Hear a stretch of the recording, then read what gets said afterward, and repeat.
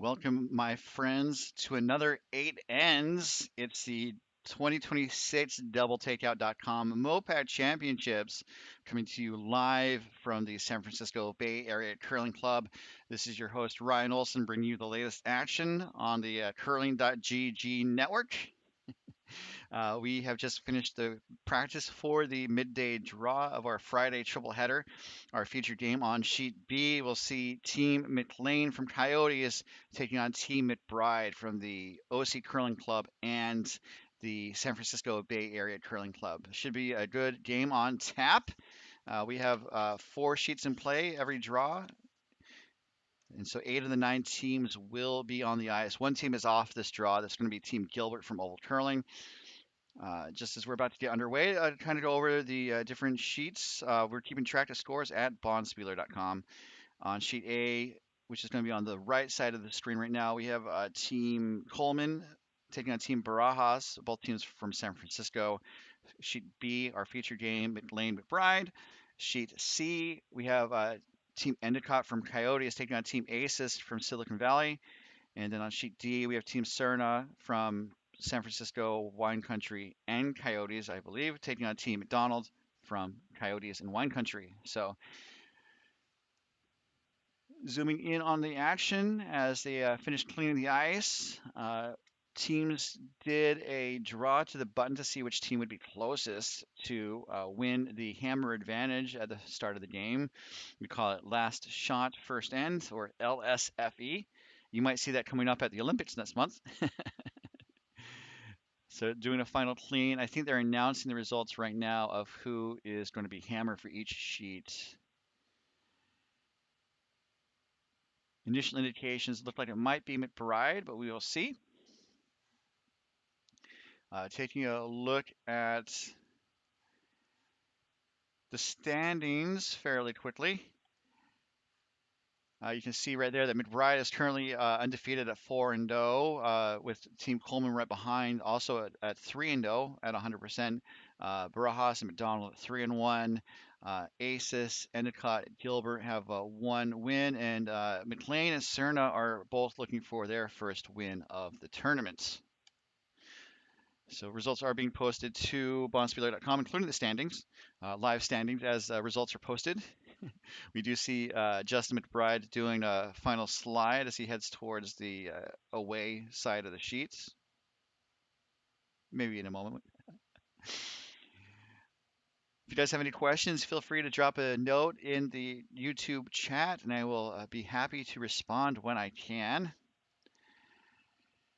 Otherwise, we have a good game on tap. Looking forward to being with you for the next couple hours, and hoping for a good game.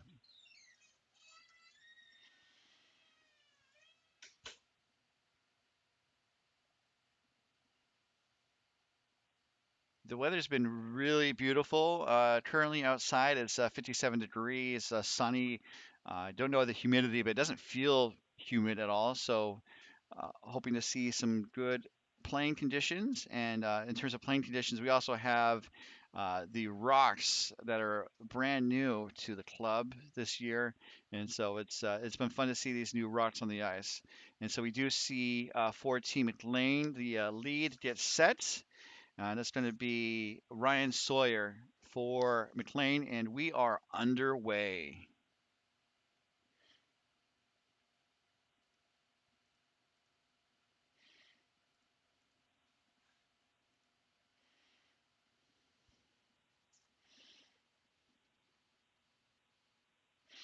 First rock is going to be a guard, I believe. And a guard, it shall be right on the center line. So we are playing with the no tick rule, which means that the opposing team, McBride in this case, cannot dislodge the stone until after the 5th rock at the end, and that means moving it off the center line. So this is a Amy with her first stone.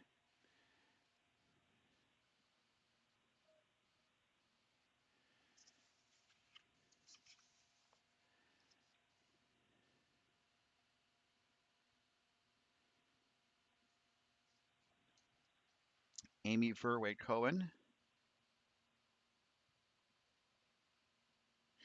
And draws partially around that guard with her first stone.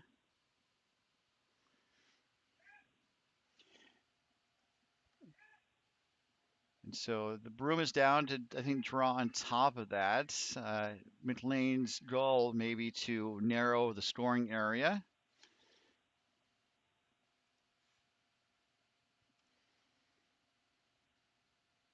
Hoping for some curl.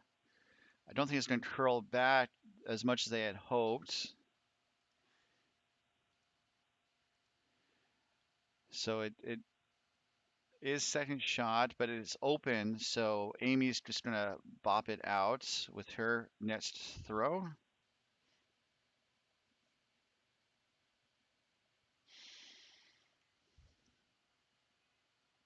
So this is the mixed fours format, and that means it's kind of like mixed doubles in that you have both genders represented on the team. And her shot looks to be made. The shooter's going to roll across the rings and I think hang out in the back. So in the four-person team, you have man, woman, or woman, man. They have to alternate between the genders.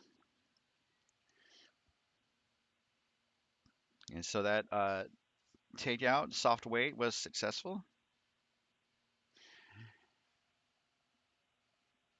And like the four-person game, both teams play with 8 rocks. Mixed doubles, there's 5 rocks per team, in addition to the pre-positioned rocks that each team has one.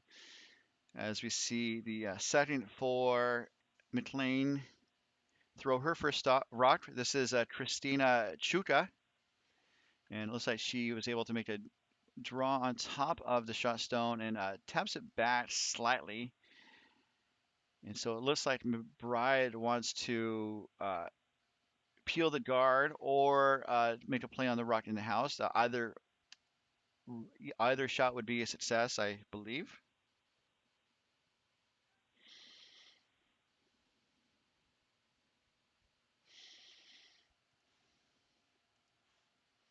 Going to go for the guard, maybe a double here.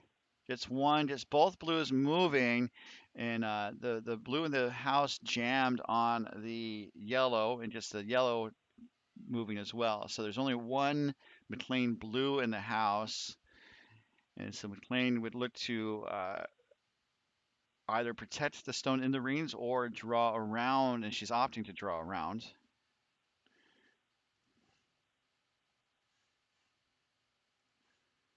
As we see Christina's next rock head down the ice.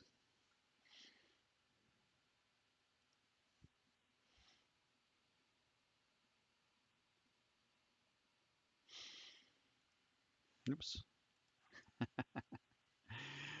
This is going to be a little heavy, not too bad. It's going to settle behind the tee line in the back 8 foot, just hanging onto the back 4 foot.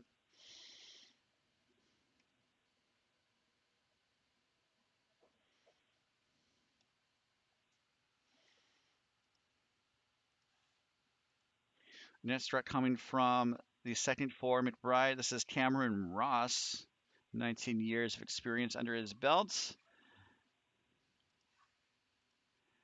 Looking to hit and roll. It's looking pretty close. Going to hit, and it's going to roll just under the cover of the guard and peek out the other side. And so it's open for McLane to make a play on it.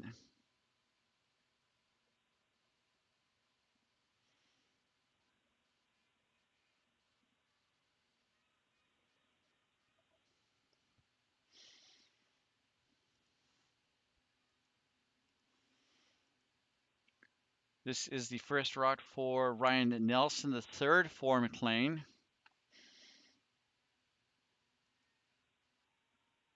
Hoping to draw around.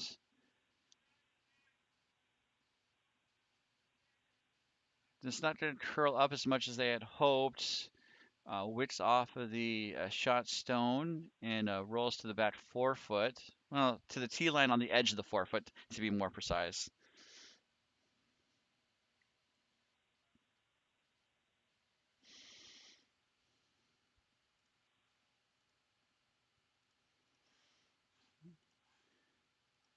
First rock for the Vice for Team McBride. This is Claire Blasky. Maybe going for the double. Going to get 1, 2 blues moving and out of play. That is a double takeout brought to you by doubletakeout.com.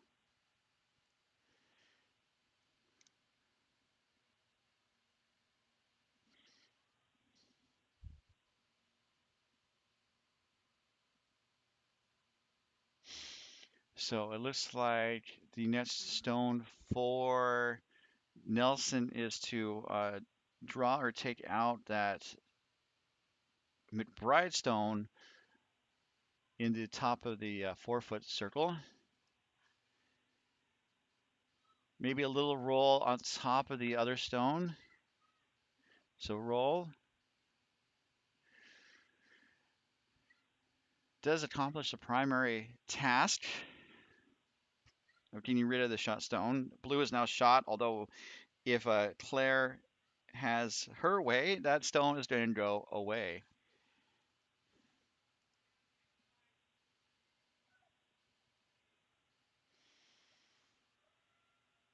For McLane, I think a little bit more roll would have been optimal, or like either way would have been optimal. Now it's just kind of poking out in the open, and it will be going away right now. That shooter will stick around on the edge of the 8-foot. Mission accomplished by Blasky.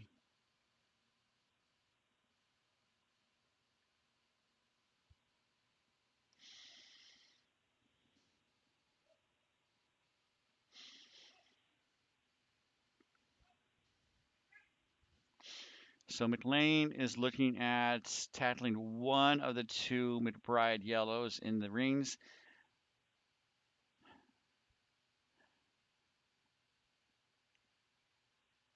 I think they're going to try to corner freeze, maybe, or tap back.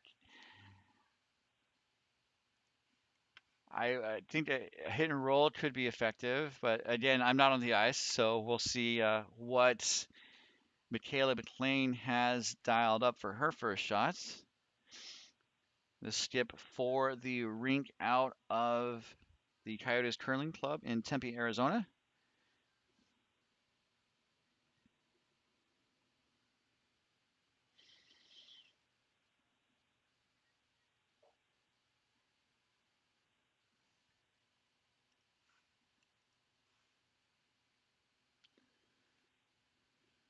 Working to curl it over. So not a corner freeze. I thought just based on where they had the broom,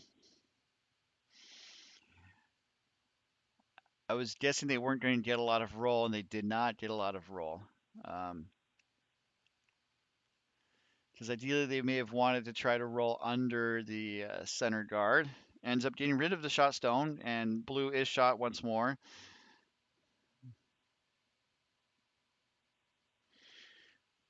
But again, that McLean blue is exposed, and Justin McBride is going to waste not a whit to pluck it out, just like a grape from a bunch of grapes being offered to a Roman nobleman or noblewoman. This is Justin McBride's first.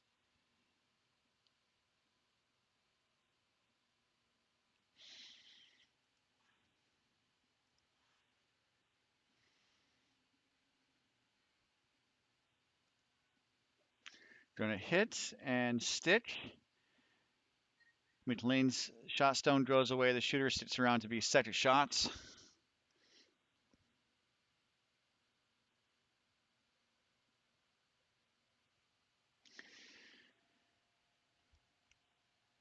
So this is a dangerous situation for McLean, because I think an ideal possibility is to try to do a double if they can do it.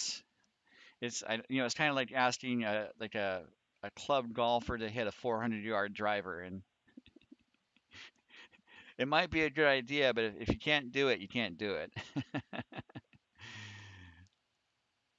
So I think they're looking to maybe possibly draw on top of that shot yellow. They don't want to tap it and give McBride a hit for 3. And that's why I say that's the danger in the situation. They could get rid of one of the yellows and give up 2, and that would be the safe call. And then, maybe they get lucky if McBride misses.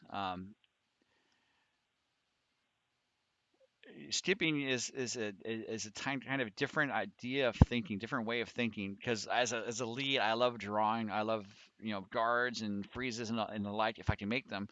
But that's the tricky part. If you can make them. So it looks like they're going to go for the hit and roll very similar to Michaela's first.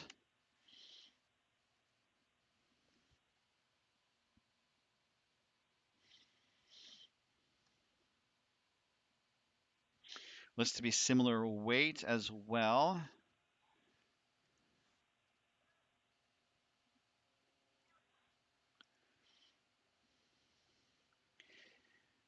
Facing 2, looking to make at least one of them go away and be in a shot position. This is Michaela McLane's last without the hammer here in the first.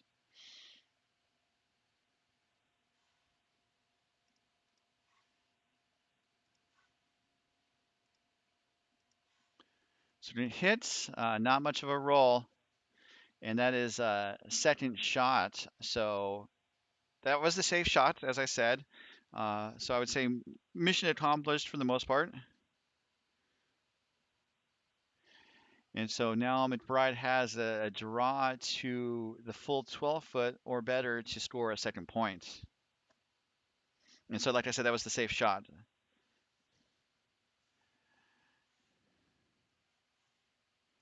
As Justin McBride makes his way to the hat, cleaning the rock.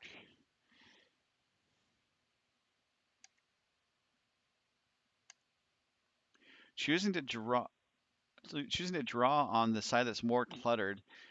It does make sense in the sense that all the play has been on that side of the sheet for this second half of the first end. And then also there's a chance of maybe wicking off the blue if they need to. Weight's a little up, so this is a bit of maybe a miss from McBride as it goes through the house out of play. So just a single for McBride, but it's enough to take a 1-0 lead over Team McLane as we take our first break in the action. We'll be right back as we continue with our coverage of the 2026 Mixed Fours Playdowns on the curling.gg network. And coverage of this event is being brought to you by doubletakeout.com, offering up-to-date statistics and a unique ranking system of the top men's and women's teams from around the world, doubletakeout.com, and by curling.gg. Curling.gg is proud to be an official sponsor of Team Canada's mixed doubles champions Brett Gallant and Jocelyn Peterman, and by Endgame Curling. Elevate your game with Endgame Curling. Learn more at endgamecurling.com. Back to the action. A minute break between the ends. So it gives me a little chance to do some spieling in terms of the promotional sense. As we see Amy's first rock.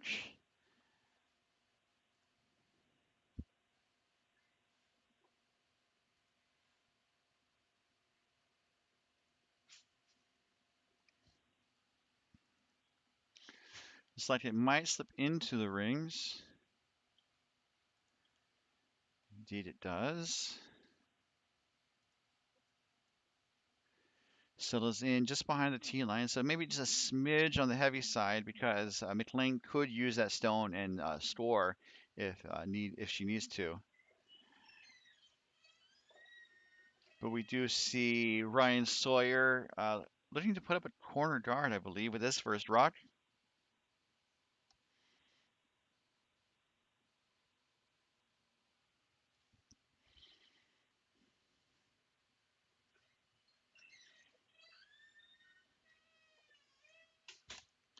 Coverage of this end is being brought to you by doubletakeout.com. If you have a favorite men's or women's competitive team in curling, you can visit the site to see how your team ranks against the competition in a variety of different statistical areas, including hammer efficiency, against other ranked teams, and more. You can also sort by nation, so you can see how the top U.S. teams are faring against each other, or the top Canadian teams, or the top Nigerian teams, all at doubletakeout.com. Amy's first rock, I think looking to put a stone in front of her initial stone. This is a little heavy, so this is going to go to the back of the house. It does wick off of the shot stone and settles in the back four. So I think hitting the Brits helped it, not go as deep as it could have.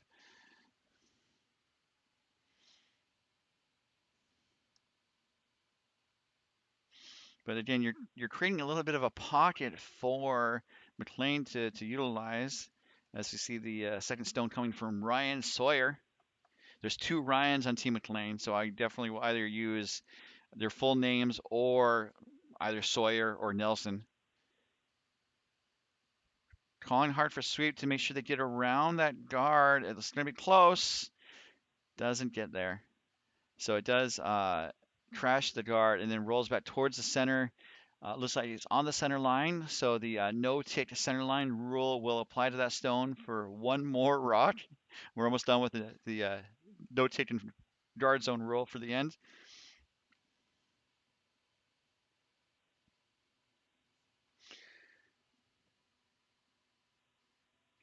Cameron's first rock, I think looking to draw around the center guard.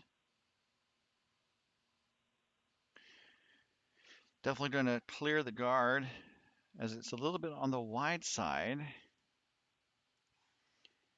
Does settle into the back 8 foot. So again, a lot of McBride rocks in the rings, but they're creating a bit of a pocket for McLean to nestle up to, much like a child hugging a teddy bear at the end of the night.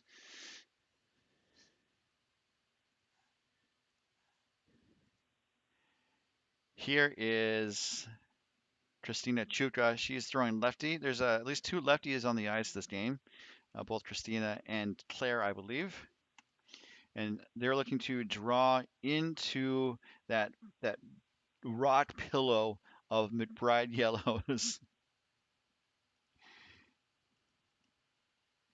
And just nestles up just ever so sweetly.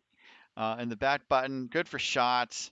It McBride can get to it, and so that's what he is going to do next, just based on where he's tapping the broom. Although he's trying to draw through the port, this is going to be interesting. Uh, Needs to make sure they have the right eyes. You can see they're kind of debating which way to go.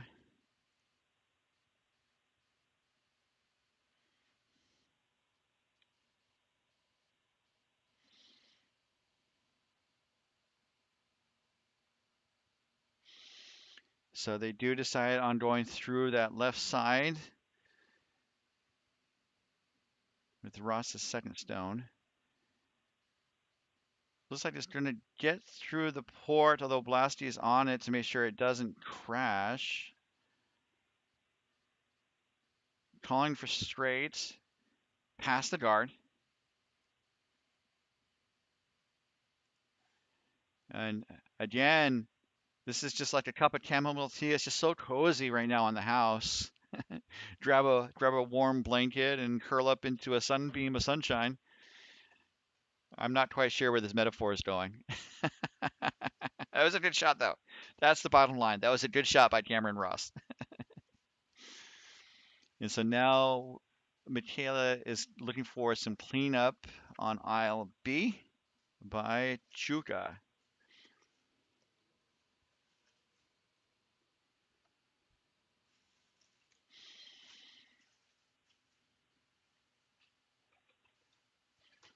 I said clean up on aisle B. I thought they were going to clear the guards. They're actually going to go into the rings, which makes sense. Maybe getting one of the yellows to move, and it does. So the situation in the house is getting really interesting. There was an in-turn clockwise rotation, although for Chuta that would be an out-turn clockwise.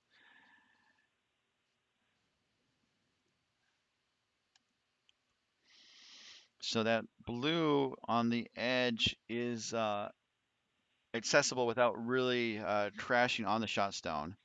As we see Claire with her first stone looking to pluck it out, just like an eagle plucking out a worm from the ground for their baby chicklets. This is over curling, but I think it's going to stay on target. And indeed, it's on the money, just like that juicy worm.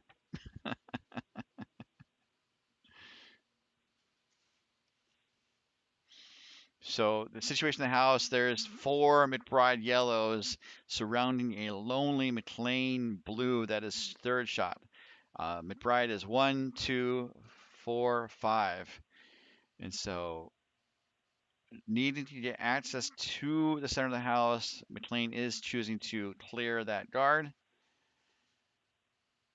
Following the adage from Mary Chivers that it's hard to go wrong by clearing the guard. She says it different than I do, but I think the message is clear. Uh, Clearing the guard gives you some opportunities later in the end, especially when you have hammer.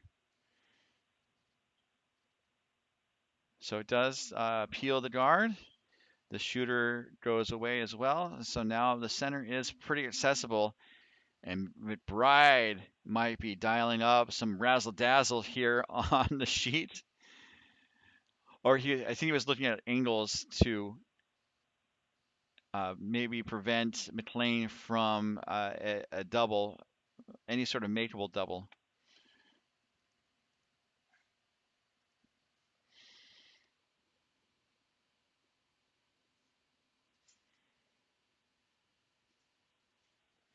Claire's second stone, looking for a front rock to kind of guard the rocks in the range to kind of protect the situation in the house.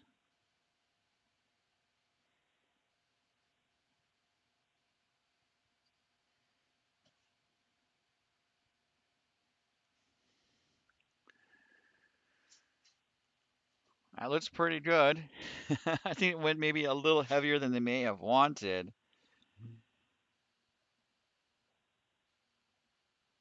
But I think it's going to be pretty hard for uh, Nelson to get the rock out of the way. So McLane is looking to draw on top of the yellows in the rings.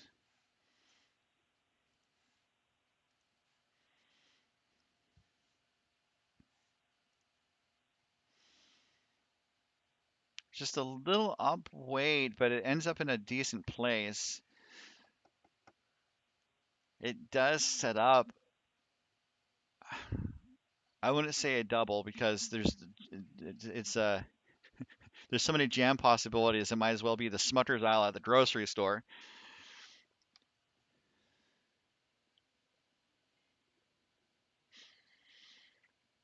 But I was thinking they could try to, act as if they were doubling out the blues and you get rid of the blue in the back forefoot. The blue that's on the tee line would probably jam almost all day, every day. But it would kind of force the McLean blues to the back of the house and provide backing for any McBride stone that's in front of it. I think they're opting to draw and just like a tap on the inside of that center line blue or T line blue and kind of roll. So it tap the blue that's next to Blasty's broom to the right and then roll towards the pile of yellows in the center. This is McBride's first without the hammer here in the second end.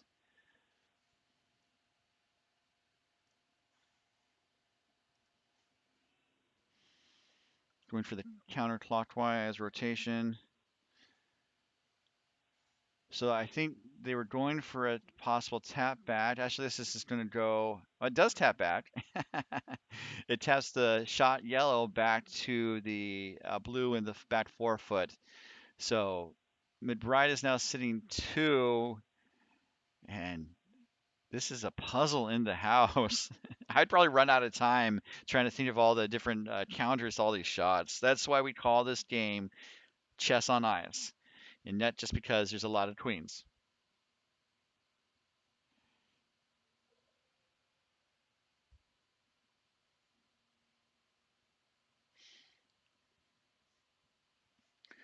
So the situation here is kind of tricky. I think McLean, the safe shot would be to, I think, tap the blue up a foot into scoring position and be kind of nestled. But McBride could counter by just running the yellow back onto that blue. But I don't think you can get rid of those yellows on the button. It's a puzzlement, I say, which is why we play the games to create these unique situations. So I think looking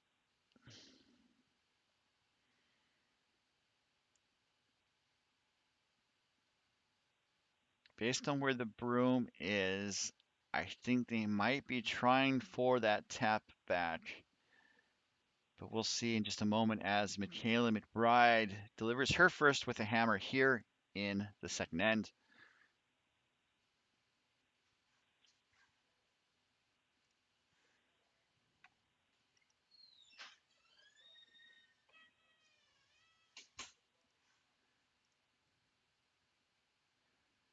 This is going to be close.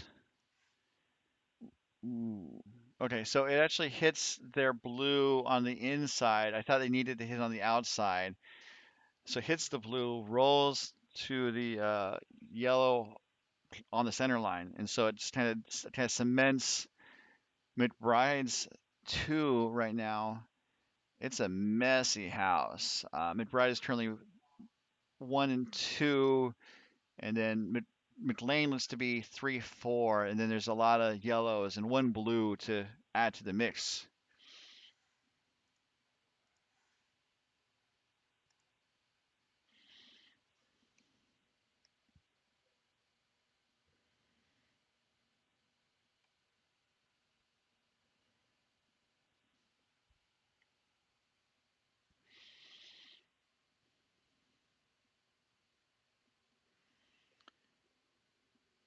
So it looks like, based on where Claire put the broom in front of the house, they want to guard and block off any sort of easy tap back on those blues on the left side of the sheet.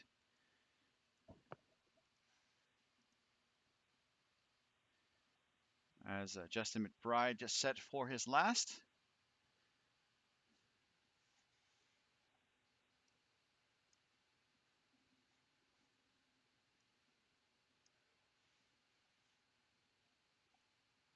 Such a nice, smooth delivery.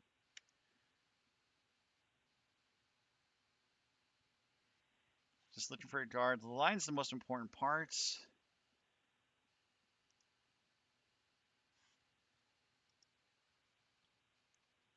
So it's maybe a little higher than they wanted, but the line looks really nice. So facing 2,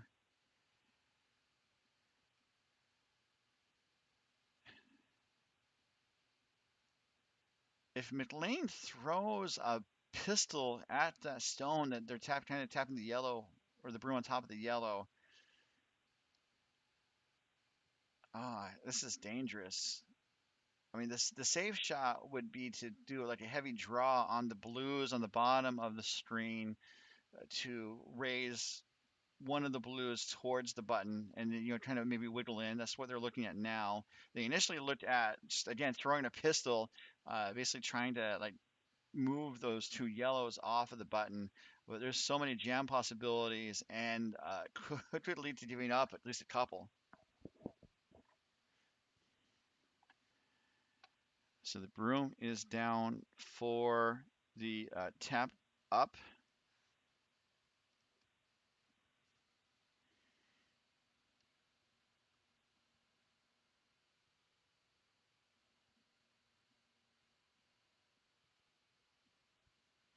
Last rock coming from Michaela McLane. The hammer.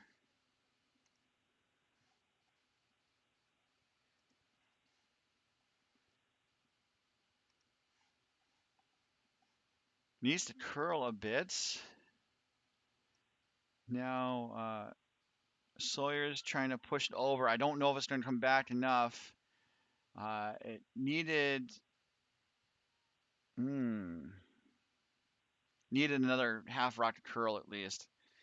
So that's going to be a steal at 2 for Team McBride to take a 3-0 lead over Team McLane. Pause the action. We'll be right back as we continue with the 2026 doubletakeout.com MoPac Championships.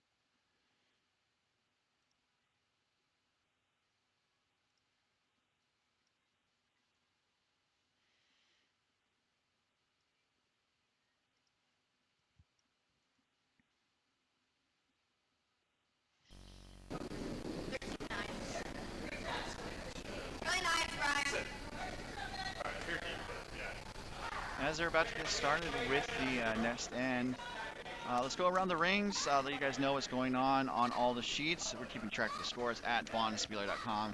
On sheet A, the contest between Team Coleman and Barajas, both rings out of San Francisco. Coleman scored a single with the first. That was a force. Sheet B, we're watching the feature game. McBride is up 3-0 over Team McLane. Sheet C, the contest between Endicott and Aces. Looks like Aces is off to a hot start, scoring 2 with the hammer in the first, and then stealing 1 in the second end. Currently up 3-0 over Team Endicott. And then sheet D, the fourth and final game on the ice this end, or this draw, we have Team Cerna with the Bluestones taking on Team McDonald with the Yellows. McDonald is up 3-0 on that game. So we can see on sheet B, the second from the right, that McBride has asked Amy to draw in with their first stone, and we're going to switch back to our feature game right now.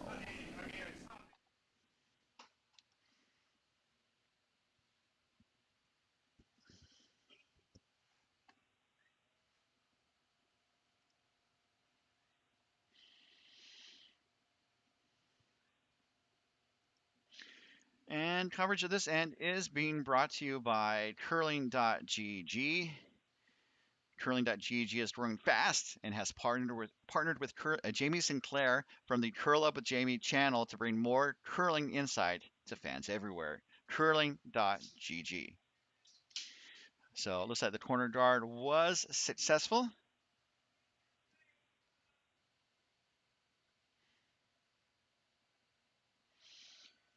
And I'm sure very quickly Amy is going to draw around that. Well, put up a guard, pardon me. Amy has been curling for 7 years, noting that she is a champion at the 2026 MoPac Women's Club Playdowns after finishing in 3rd place last year. Also went to Club Nationals in 2024 after winning the MoPac Women's Clubs in 2024. So lots of club playdown experience. Also was at the 2025 U25 Junior Grand Slam at curling with a 1-2 record. And there was also at the Great Lakes Curling Association's U18 playdowns in 18-17. So that front stone was partially successful. Looks like McLane is opting to ignore that for now, opting to draw around the corner guard from the outside.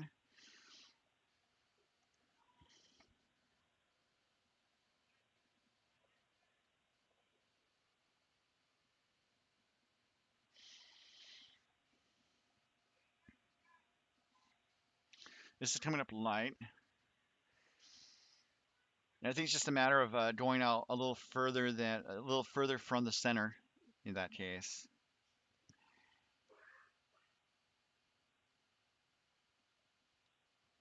So now it looks like McBride is going to ask Cameron Ross to draw around the guard. Maybe put up another front stone. Going over bios, Ryan Sawyer was curling for 2 years. He's been at several MoPac 5 and under events. For Cameron Ross, he's been curling for 19 years. So we're going from a relatively new team with 5 and under experience, based on teams with 5 years or fewer of experience, to some more senior players. I'm not saying they're old. I'm just saying they're more experienced. With Cameron curling for 19 years, going to club nationals in 23 and 24, and was also at the Junior Worlds in 2012, finishing in 5th place. As we have Christina throw her first rock.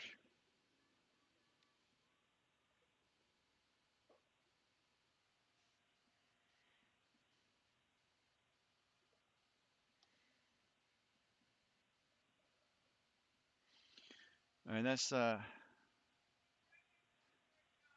just building up a wall, which just kind of based on where the broom was. I don't think they were going to get around. There's no port really to have gone through.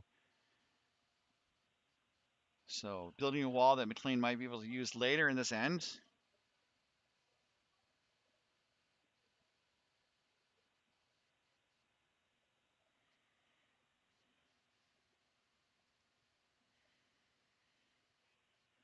So it looks like they're opting to try the draw again for Team McBride.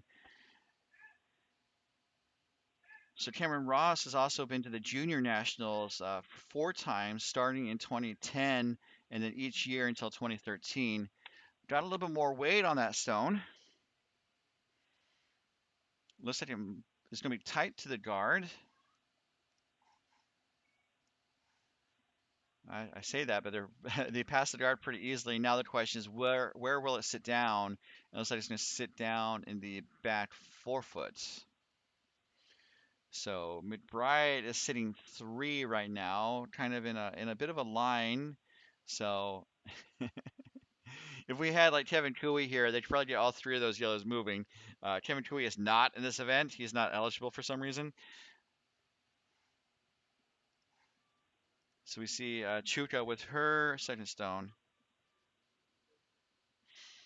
Chuka has been curling for 3 years and has again done the 5 and under circuit. So looking to get one of the yellows moving. I think they were kind of looking at possibly getting a double. They would really need to throw a bit of a heater on that to, I think, really get 2 or 3 of those stones moving. So we have Claire Blasky with her first.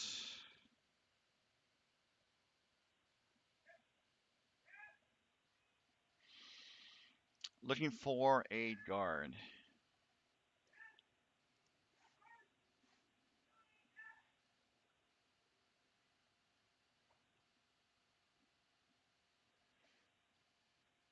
This is going to maybe wick off of the blue guard, and oh, it passes the blue guard, and so Justin jumps on it to sweep it to the top 12 foot. So maybe a little deeper than Justin may have liked, but it definitely ends up in a good place, just like Ted Danson. That's a pop culture reference for you guys out there. So McLane is looking to clear the guards.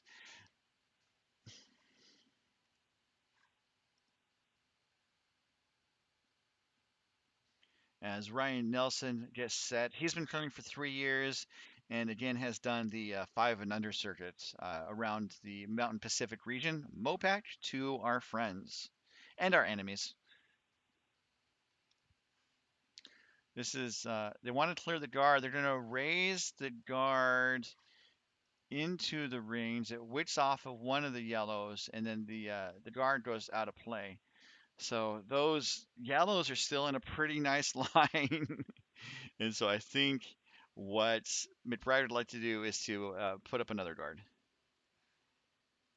As Claire has been curling for 14 years Her experience includes being the women's club champion last year for MoPac, or this year, was MoPac mixed champion in 2024 with uh, McBride. Has also gone to mixed nationals as a silver medalist in 2023 and was the women's club nationals bronze medalist. So lots of experience.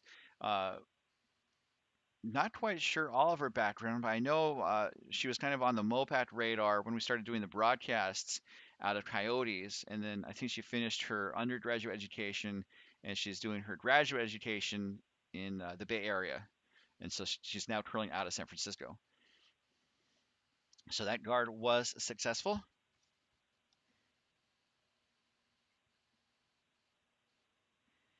I'm I'm gonna say this very jokingly, but I'm a little disappointed. Like McBride and teams that Claire's on usually put like fun facts, like this is our favorite snack or this is our ideal Taco Bell order, and it's not on the bios this year. So I'm not gonna make up their favorite Taco Bell order. We will just have to leave it to one's imagination. So Ryan clears one of the guards, and we are to skip stones just like that.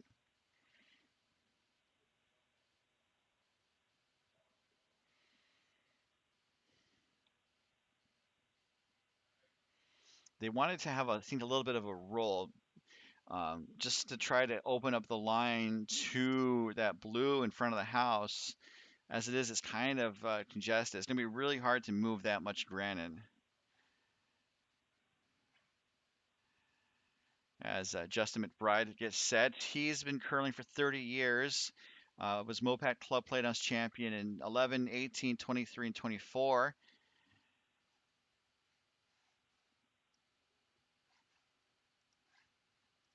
Notes that he's won some other Bonspiels, but his favorite was the Hollywood Blockbuster Bonspiel in 2022, where he faced off in the final against Canadian curler Brendan Botcher, or the Botch Dog to his friends. I don't know. Anyway, I don't know. People call him Botch Dog. Uh, that yellow, I think, may have picked. You can see Claire kind of cleaning it there.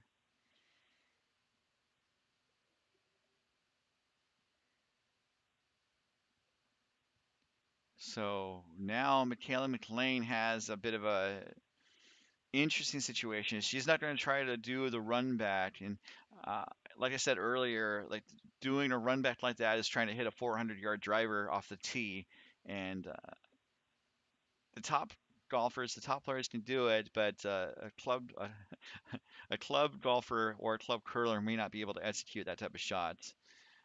Sometimes you have to do it though, but not this end apparently.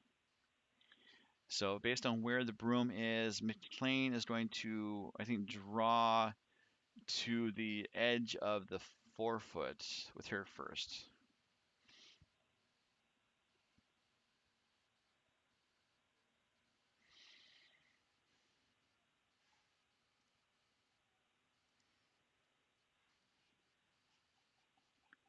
Calling for curl. Oh, I think I guessed the rotation wrong. It does open that path up. This is a tricky situation for McLean, especially as McBride is sitting 3 right now. So I thought they were going to try and draw because you can see that they could get to. Uh, I think they just wrecked on the guard. But you can see that McLean could have, I think, drawn on top of that back yellow to be at least second shot, maybe shot. And so the broom is set up for McBride to take that away. Uh, Fun fact about McBride is that he's the campaign lead for OC Curling's dedicated ice committee, working hard to be the next dedicated ice curling club in MoPac. So they've been fundraising for 18 months. They've been incredibly successful, and they just signed a lease on their new forever home in Santa Ana. California, just about 10 minutes from the John Wayne Airport. So that's exciting. I saw them sign the lease or showcase the building on their OC Curling Facebook page. And this rock is going to end up being a guard. And so there's a narrow port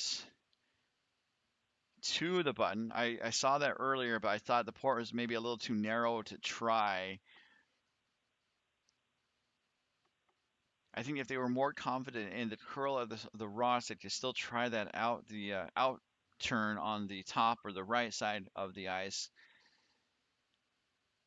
because this port is really small. But they're facing three, and so they have to try something. So Santa Ana, so OZ Curling is kind of an interesting situation because they are currently not playing in Orange County. They're up in Long Beach, just around the corner from the Long Beach airport. So they're looking to take flight to Santa Ana, just outside the John Wayne Airport. That'll be exciting to see. Uh, Orange County is an interesting county to be in, very beautiful. Uh,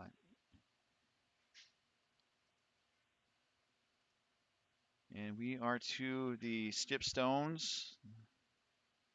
Last rock, the hammer from Michaela McLane, looking for that tough draw, but that is a shot open to them.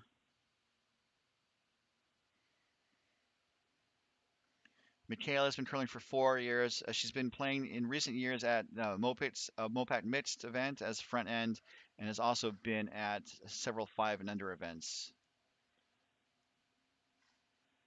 So it's on the guard, unfortunately, and it's going to be a steal of 3 for McBride. Just a tricky end there for McLean. But McBride played it really well and is going to be able to take a 6-0 lead over Team McLane. Pause in the action. We'll be right back as we continue with the 2026 Mixed Four Playdowns on the curling.gg network.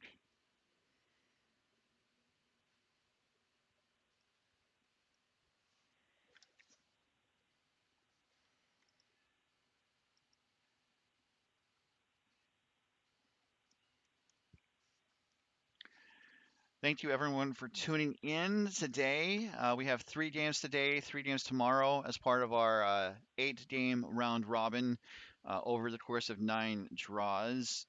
Depending on the situation for possible ties and other types of competitive scenarios, we might have tiebreakers on Sunday, but we definitely do have one more game tonight, and we also have a triple header on Saturday, and we definitely hope you'll be able to tune in on the MoPac YouTube channel. Our nightcap tonight, MoPac After Dark, will feature Team Endicott from Coyotes taking on Team Cerna from Coyotes, San Francisco, and Wine Country. I think I got that right. That's correct. So the fun starts at 7:30 Pacific. Check your local listings for more information. As we see the first rock of the end coming from Amy.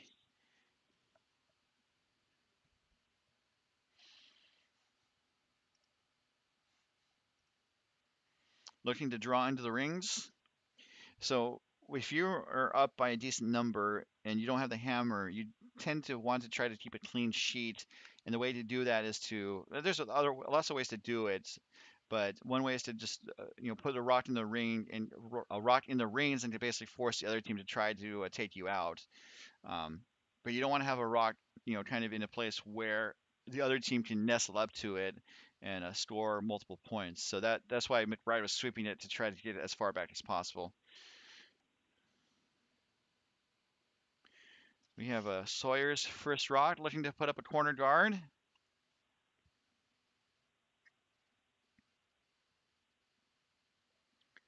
I think for McLean, I think they're calling a pretty decent game. It's just some of the execution is not quite clicking at this point.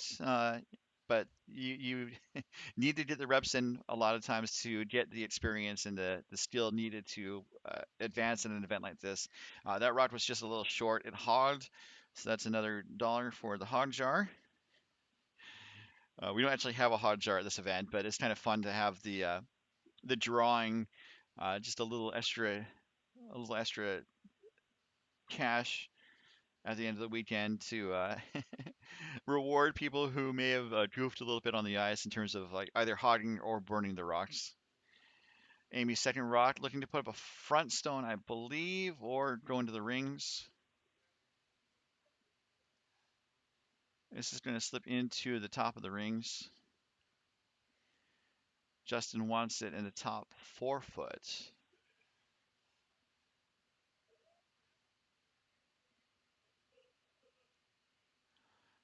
Thinking about the location of the new OC curling facility, if it gets up and running near the airport, there's a lot of curling clubs near airports in MoPac. It's kind of fascinating.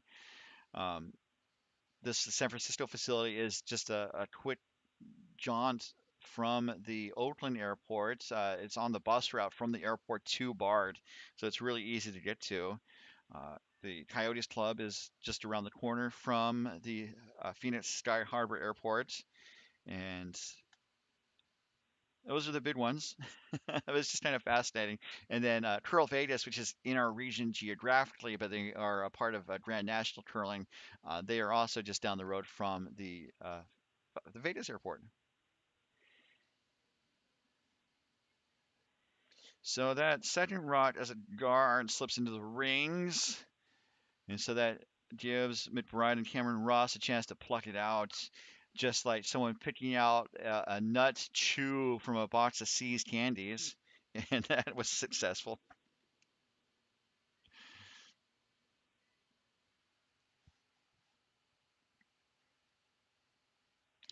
Coverage of this end is being brought to you by Endgame Curling. Elevate your game with Endgame Curling. Reach the next level with Endgame's leading edge curling brooms and accessories. Endgame's 100% carbon fiber brooms feature either a 7.5-inch or 9-inch head. Endgame's no drip silicone grip sleeve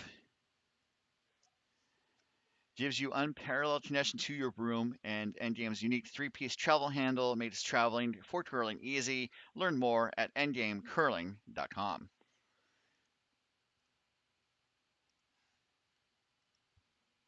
So Christina's first shot, I think they wanted to sit on top of that yellow, over curl slightly.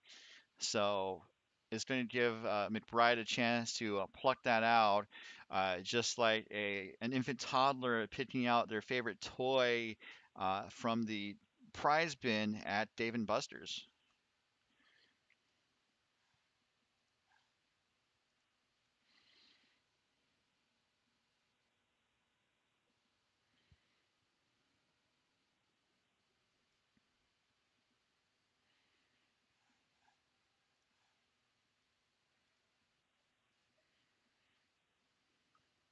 Looks pretty close.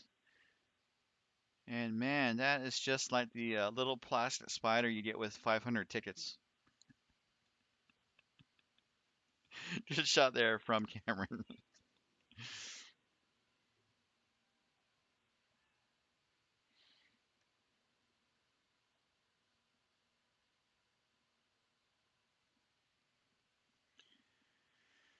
So it looks like McLean is opting to, I think, maybe do a soft hit and roll, hit the outside yellow, and then roll under the yellow that's in the top 8 foot.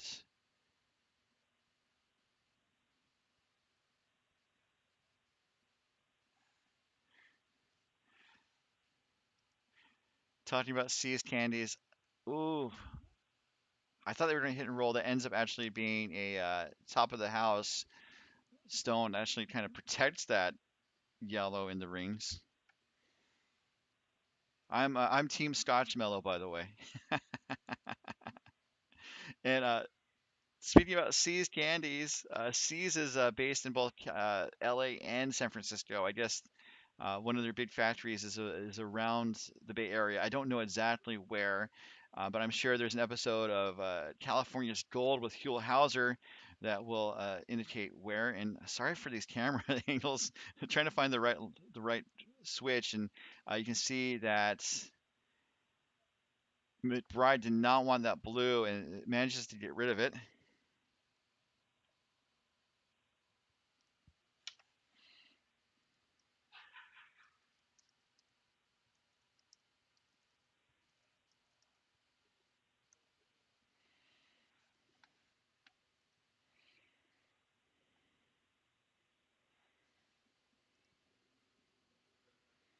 So the net strike coming from Ryan Nelson.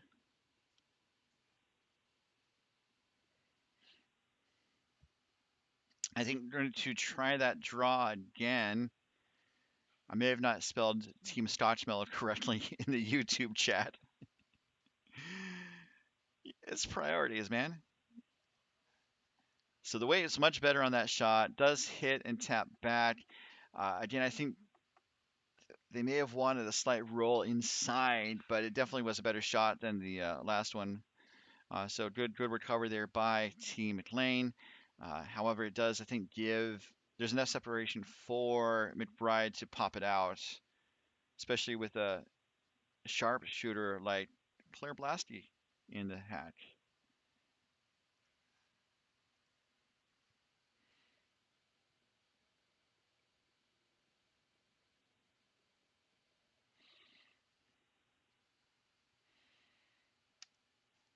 I also like the key lime truffles. All right, so this is going to hit. I think it's going to run the blue onto yellow. So there was separation, but the that draw from McLean worked out. And so now this is another curious situation where I was thinking you can maybe make a play on those yellows, but you don't need to. I think you want to get on the board. I think you want to split the rings and maybe draw to the outside. You can get two pretty easily by just drawing toward the bottom of the string or to the right, and then basically kind of forcing play to the open side. And then, at the very least, if you make your hits, you have a draw or an easy hit for one or for two, pardon me. If McBride were to miss, then you can set up maybe a triple or 3-point end. But it looks like McLean is opting to make a play on those yellows and does get rid of one. That's not a bad outcome, although I do see a double possibility, or the double's really tricky. So the easier shot is to run the yellow back onto the blue, and then McBride would be sitting two again. But McLean is showing signs of life this end, and it's unfolding in a great way. This is fun to watch. I hope you guys are glad to be here. I'm glad to be here. The broom is down for the yellow tap back.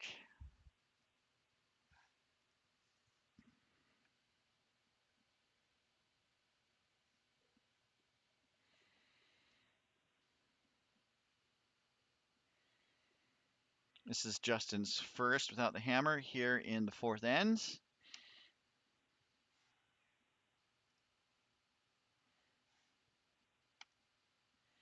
Going to be yellow onto blue, and the yellow that was hit up actually rolled under cover. So pretty good shot there from McBride. Pretty good. That was a good shot.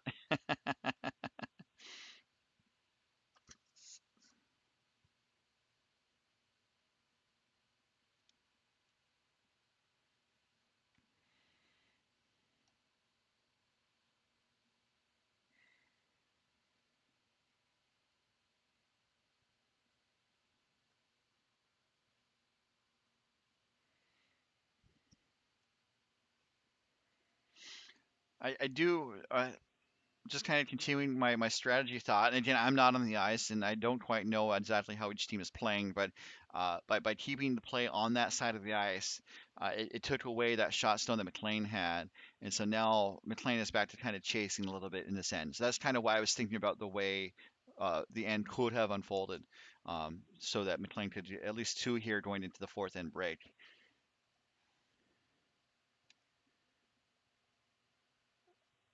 So it looks like McLean is opting to draw. She's looking to raise the blue.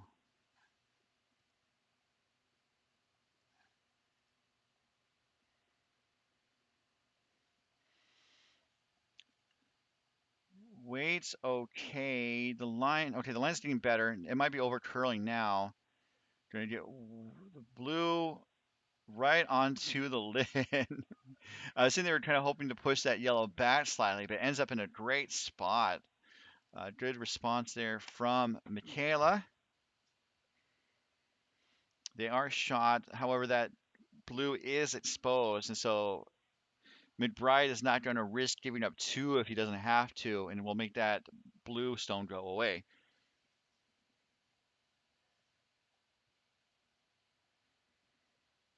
That was a good tap back by McLane. Full points for Gryffindor.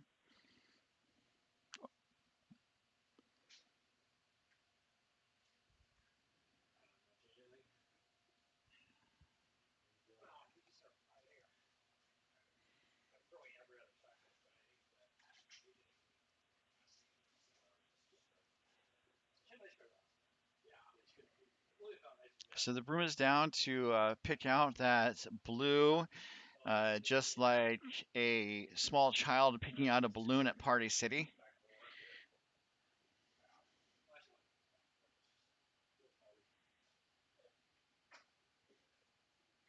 Last right coming from Justin.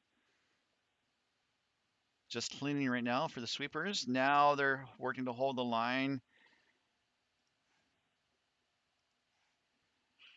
Want to make sure they hit it close to the nose, and I think it's on the money. Does jam on the yellow, but there's enough energy to get that blue to the back 12 foot. And so now McBride is sitting 3. So just as this end unfolded, I'll say this one last time and I'll move on. If McLane had drawn to the open side to split the rings, I would think that McLean would be at least sitting 1 and have a chance for 2, and now they're facing 3. Um, so, but again, that's why we play the games. And like, if I was on the ice, I'd probably give up an 8-ender at some point.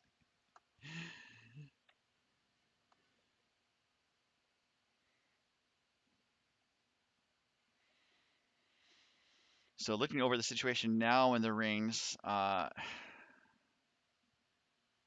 this is tricky because they could nose the yellow for 1, and that's going to be their best shot. However, if it over curls, they need to make sure it rolls, kind of make sure it stays in the full 4 foot.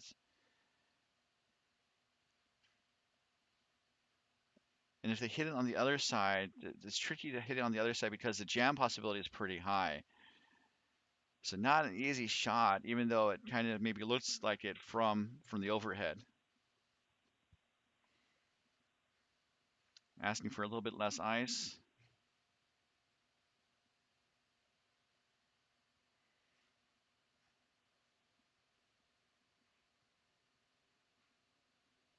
Last strike coming from McLean.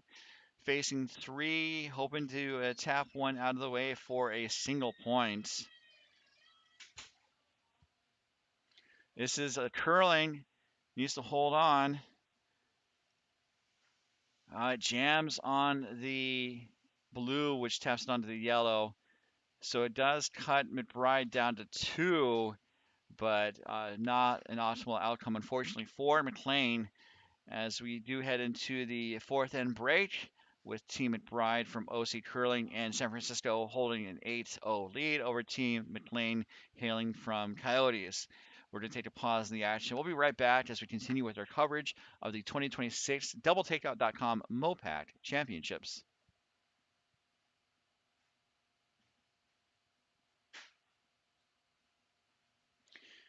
Before we take our full break, let's go around the rings one more time. Again, these scores are being posted to Bonspieler. Sheet A, we're at the halftime break with Team Coleman from San Francisco holding on to a 3-1 lead over Team Barajas, both teams from San Francisco. Sheet B, our feature game, McLane, McBride. McBride holding on to an 8-0 lead. Holding on. They're out to an 8-0 lead. McBride from OC Curling, San Francisco. McLean from Coyotes. On sheet C, Team Aces has been pretty surprising going into the 4th end break, up 4-0 over Endicott.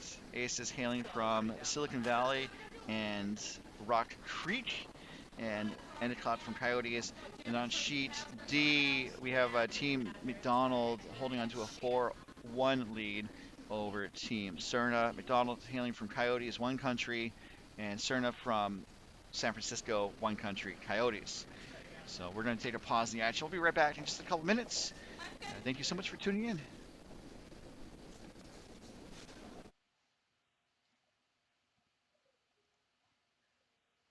Coverage of the 2026 DoubleTakeout.com MoPac Championships are being brought to you by DoubleTakeout.com, offering a unique ranking of the top men's and women's curling teams from around the world. See how your team ranks against the competition ahead of the upcoming Milano Games at DoubleTakeout.com. And by curling.gg. Curling.gg just launched a new beta feature that lets you upload photos and recreate real curling scenarios. Check it out at curling.gg. And by Endgame Curling. Elevate your game with Endgame Curling. Learn more at endgamecurling.com.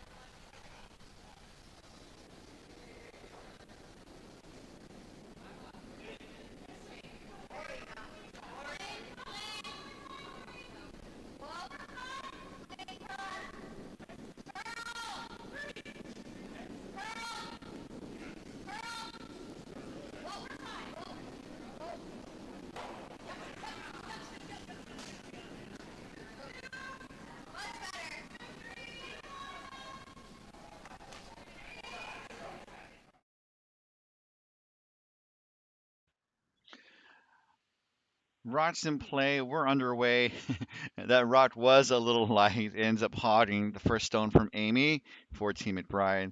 This is your host, Ryan Olson, bringing you the second half of our featured game in draw number 5 at the 2026 Mixed Fours Playdowns on the curling.gg network.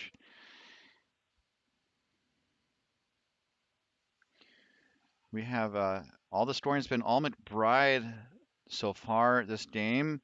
We have 4 ends to go, although teams can choose to resign early if they want to. Usually the team that's down can resign, although there's been a situation where I think the team that's up has resigned the game.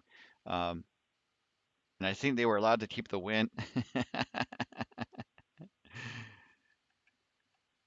So Ryan Sawyer puts up the corner guard after Amy hogged her first stone. We have a Team McBride curling out of OC Curling and San Francisco Bay Area Curling, taking on Team McLane, a relatively new team out of Coyotes. As we see Amy's second rock.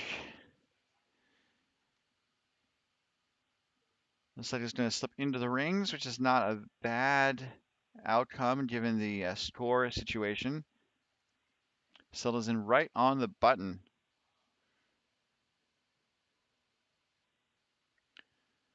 So based on the broom, you would think that maybe McLean is going to try to make a play on that stone, but they're going to try to draw around that corner guard with Sawyer's second stone.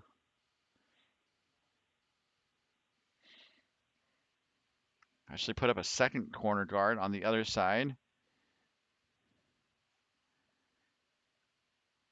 Sometimes when you're in this situation, you just want to get the bear off your back, I guess. Get rid of the hammer, store at least a point, just to change up the situation. And so it's good to see McLean try some variations to see if they can find a way to score, as that second corner guard was successful. Cameron's first rock.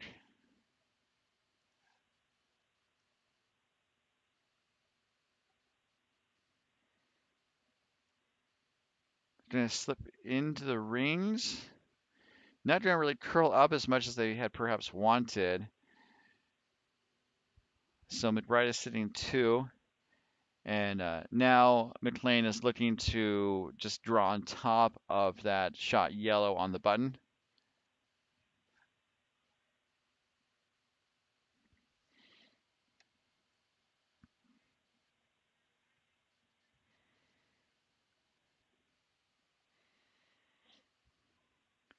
Christina Chuka's first.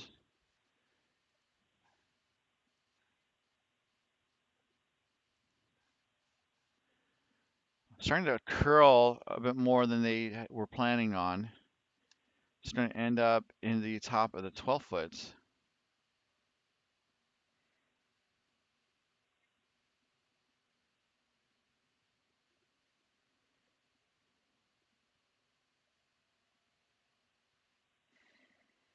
So the broom is down to pick out that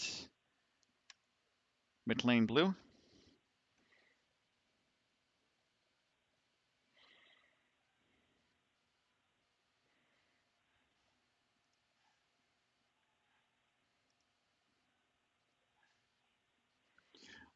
Both teams have, I think, been kind of fooled by the curl down the middle as it over curls and runs the blue onto the yellow.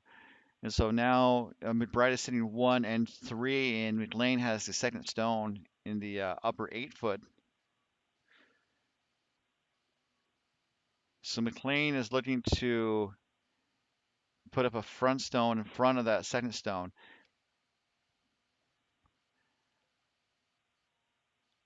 Just think about the possibility of okay, so they changed their mind. I was going to suggest maybe making a play on that shot stone and maybe rolling wide to the left from this view.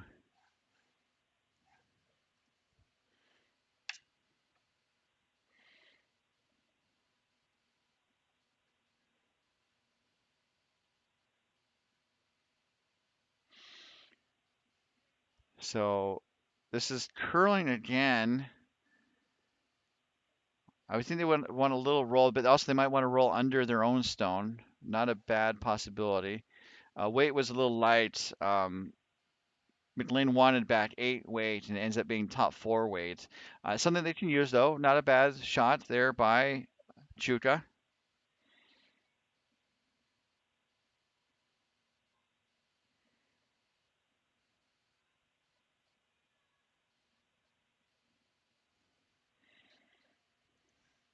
As Claire gets set for her first. It's underway.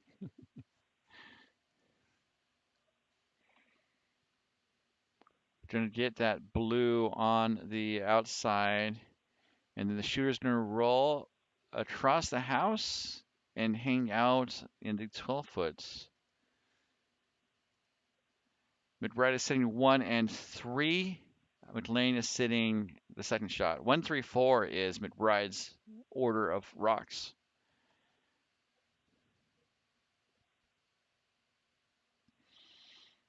You can see McLane is giving a little bit more ice than they were giving at the start of this end.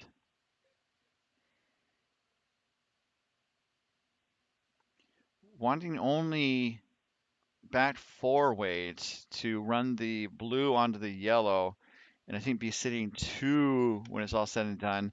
As Sawyer is really trying to push it over, needs to get over just a little bit more.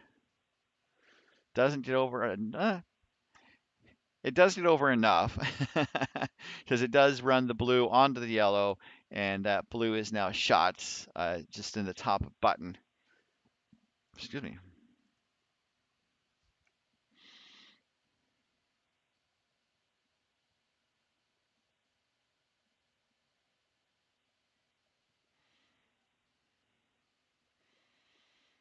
So looking to make a play on the shots, or one of the blues. It gets them both going. That is a double takeout brought to you by doubletakeout.com. And just like that, McBride is sitting 4. And again, McLane is looking for an answer to this puzzle in the rings. Great shot there from Blasty.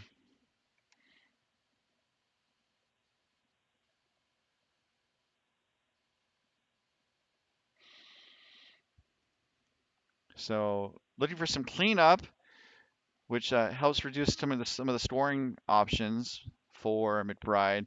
Just gets rid of 1, the shooter goes away. This is a tricky situation as we are to skip stones now.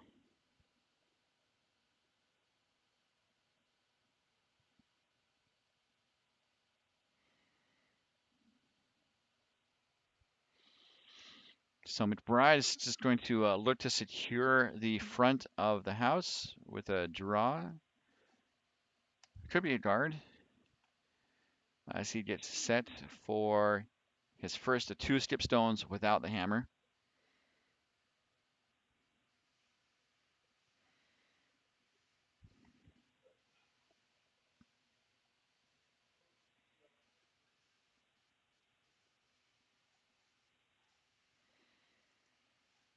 Looking for a front stone, coming up with just a smidge on the light side, but they're working to get it, and it might touch the top of the rings, just about 2 feet short.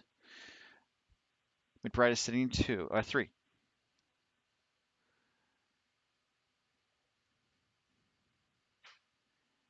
So looking to draw, they can't really hit their way out of this situation. And one of the challenges for a curling team is to deciding when to be aggressive and kind of go all in. If this were a poker game, and when to bail, just like that Kenny Rogers song about knowing when to hold them. Um, Name a Kenny Rogers song that's not The Gambler. Islands in the Stream. There we go. We got Michaela's first rock. Islands in the Stream. That is who we are because we rely on each other. Uh huh. YouTube cannot give me a copyright strike for that.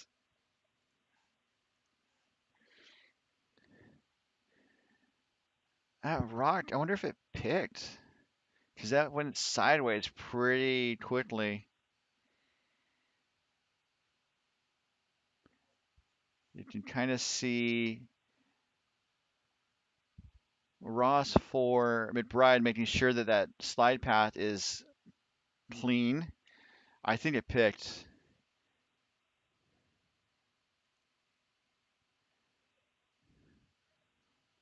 Just unlucky there by McLane.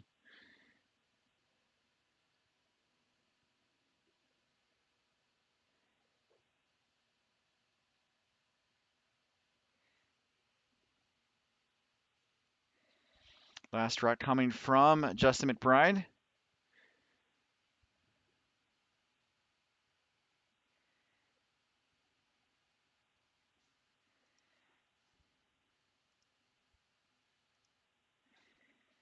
Just looking to put up a front stone.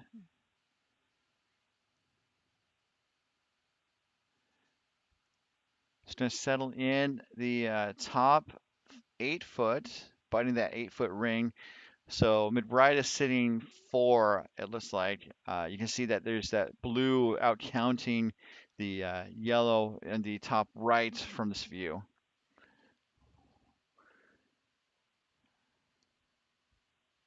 So McLane basically needs to draw the button, and the question is, what's the best path to do it?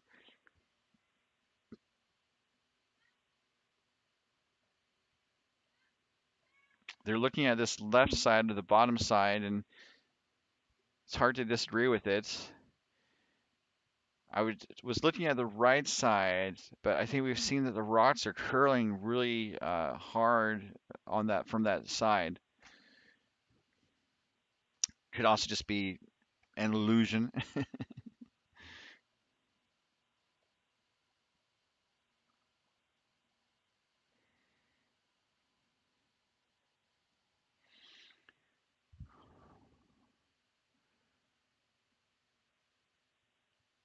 This is not quite sure where they have the broom. Looking for bumper board weights.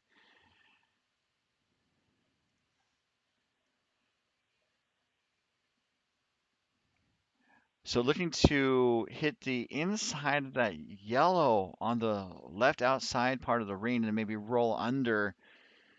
Tricky shot coming from Michaela McLane.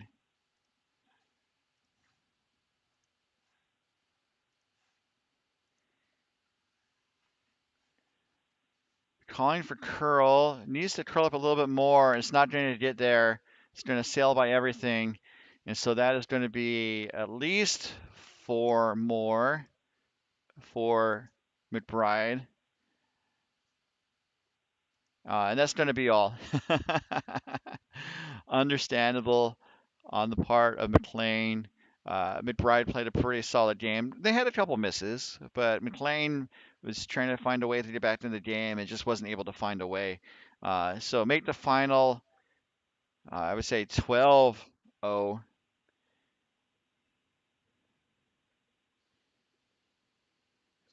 Just a tough day at the office for McLane. Solid win by McBride as they push the rocks back down the ice.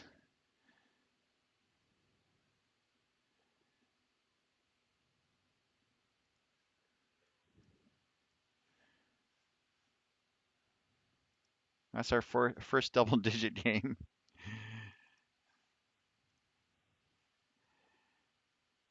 So pause the action. Well, the action on this game is over, but let me let you guys know what game is next for both of these teams. Coming up in our nightcap at 7:30, MoPac After Dark, we'll see Team McLane taking on Team Aces on sheet A, and then Team McBride is on sheet D taking on Team Coleman, and that's going to be a good game to keep an eye on as we go to the live standings. You can see that McBride and Coleman are top of the table. So after tonight's game, one of those teams will not be undefeated anymore. So interesting to check out tonight at 7:30 Pacific. Check your local listings for more information. So with our main game over, I'm going to step away for a second to see if I can get some photos of the teams. As part of our full service here at the MoPac Playdowns, and then we'll jump into another game. We'll be right back as we continue with our coverage of the 2026 DoubleTakeout.com MoPac Championships.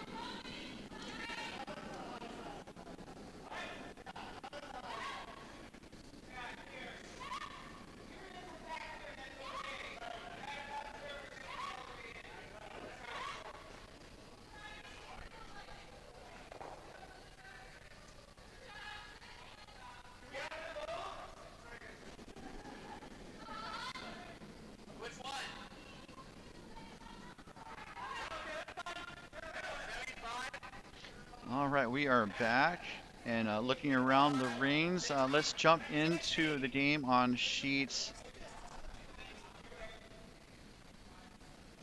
1.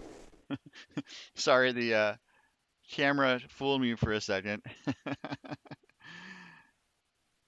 Where it's a tied game between Team Coleman and Team Barajas. This is going to be an exciting game as Barajas has just one loss, and as we saw when we went over the standings, Coleman is currently undefeated. And they are tied right now at 3-all as we are getting late in this end.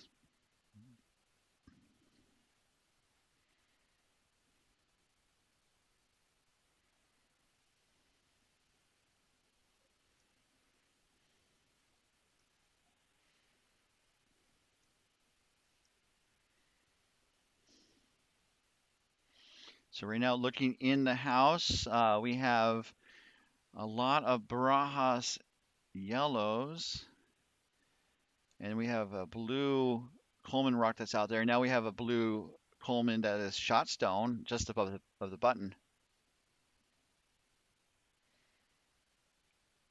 Coleman does have the hammer this end.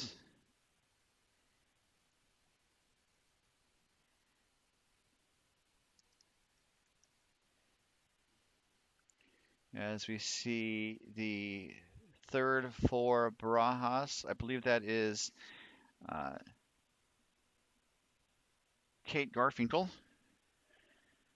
looking to draw into the pile. It looks like maybe tap the blue, the shot blue, kind of squirt it between the two rods in the back, pushes it back to the to the button, narrows the scoring area a little bit. As we are in third stones.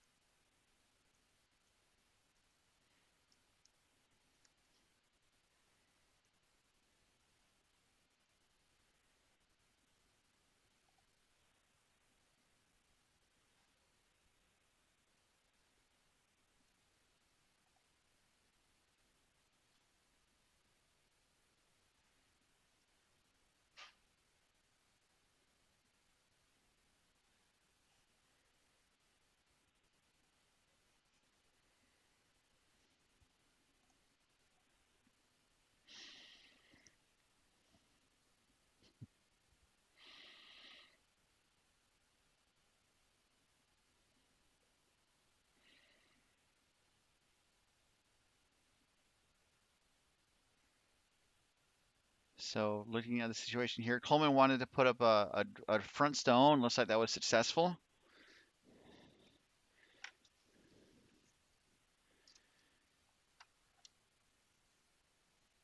Looking to see who is third rock, it looks like. I think they're maybe thinking about maybe tapping that yellow up just to really lock in only a single point for Coleman.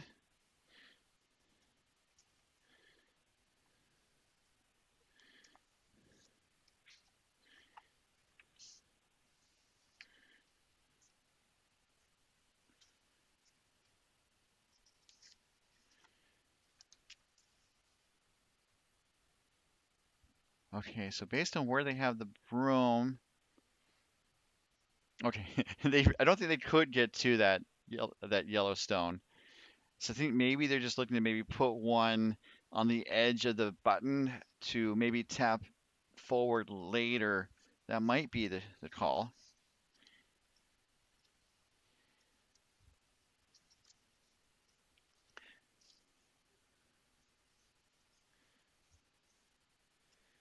As you see, Christina clean the rock. So they were actually looking to, I think, hit the inside of the stone and roll in, and they actually hit the outside. But thankfully, it didn't really promote that blue into scoring position.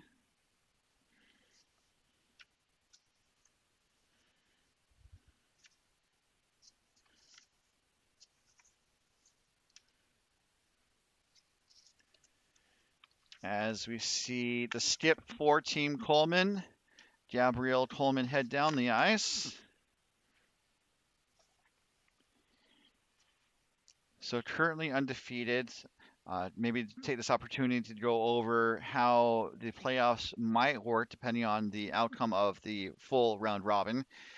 If there is a clear winner after the 9 draws, and the second or third team doesn't, has at least 2 losses, then there won't be any playoff.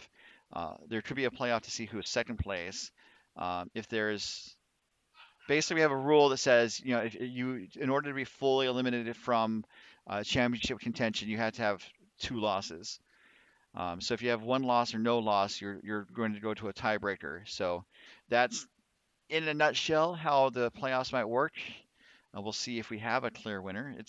We got a day and a half to go. I definitely appreciate you all for tuning in as we saw Coleman's Rock, I think, go into the pile on the left side from this view.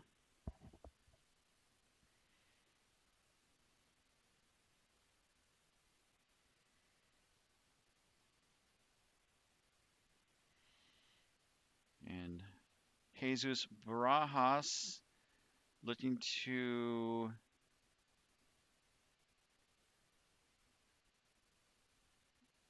I think, prevent a run back on the left side using the left side sheet for reference.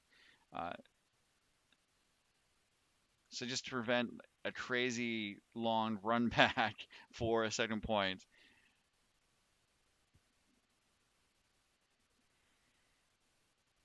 So that does leave a run back down the middle as they look to line up the angles. They basically need to run the center blue back to the top left of the blue stone and the 4 foot. So a tricky line. The distance is going to be a factor as the vice for Coleman Robertson lines up the shots. Again, he's putting the broom next to the rock they want to hit, which is what you want to do for takeouts and peels. For draws, you would use the T line as a point of reference because the T line doesn't move. It's a very fixed point of reference. Last rock coming for Coleman, the hammer, sitting 1, looking for a chance for 2.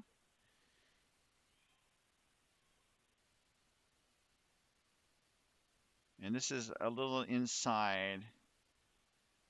Oh, it could have been slightly disastrous, but thankfully just skirts past the Barajas yellow in the top 4 foot. So just a single for Team Coleman.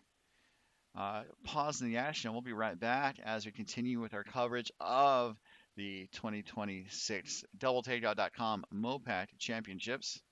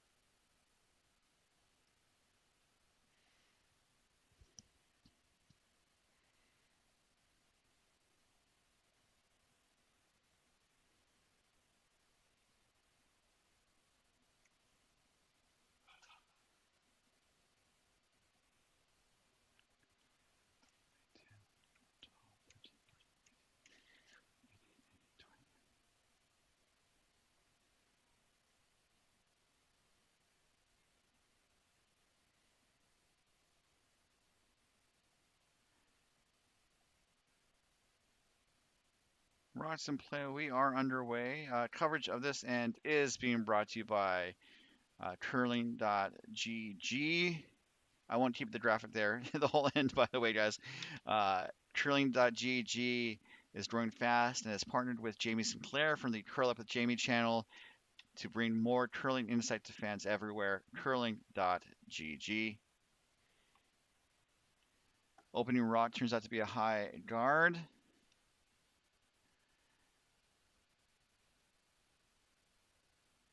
As we see Christina Ludo with her first shots of this end. Christina has been curling for 12 years.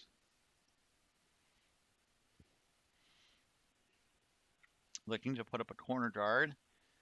Scoring has been pretty even from these competitively matched teams. Looks like we had a pair of singles in the opening ends, and then in the fourth and fifth ends, each team got a double or 2 points in their respective ends. And Coleman was forced to a single in the last end, holding a 1 point advantage, 4-3. As the corner guard was successful, and now it looks like the lead for Coleman, Neil Hunter Smith, curling for 2 years, is going to go around the high guard that was just put up. It needs to finish to see it start to curl just past the hog line. Going to settle in the as a guard. It's on the center line, so the no-tick rule applies.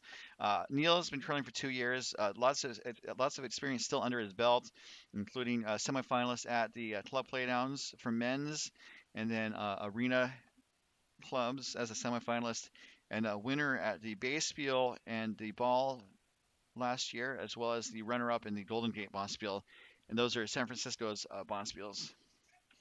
Christina's been curling for 12 years, was a 2017 Arena Nationals bronze medalist, also a B event winner at the 2024 Golden Gate Bonspiel, champion of the 2025 California Classic as she puts up another corner guard, and also a mixed nationals bronze medalist in 2025.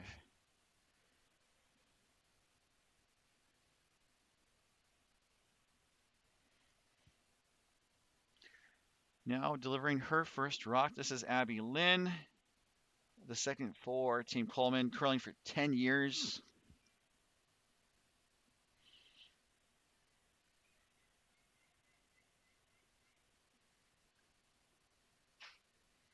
I think trying to keep it straight actually ends up crashing on their own guard, and then rolls one of the stones over toward the left.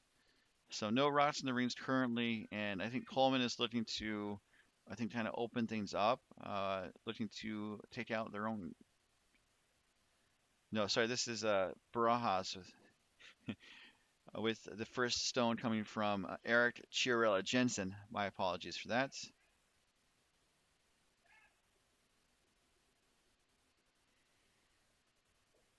So he wanted to open it up, and he managed to clear the tight guard, and the shooter rolls wide right. So he wants to basically open up that draw path toward the left so that he can draw around those guards and make those guards useful here in this seventh end of 8 possible ends of regulation.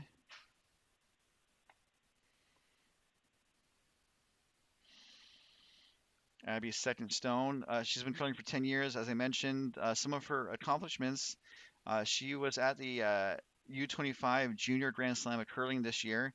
It was also at the World University Games, the WUGS, representing Team USA, along with Andy McDonald, Andy McDonald, and some other regional curlers. That was in Italy, if I remember correctly. And that ends up being a guard.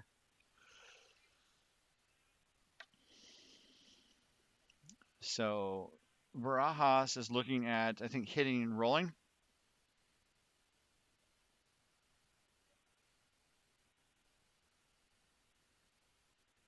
As Eric pushes out of the hat, he's been curling for 27 years, has experience playing at regional, MoPac, and national events, including winning the California Classic in 2025 and nabbing a bronze medal at the 2025 Mixed Nationals.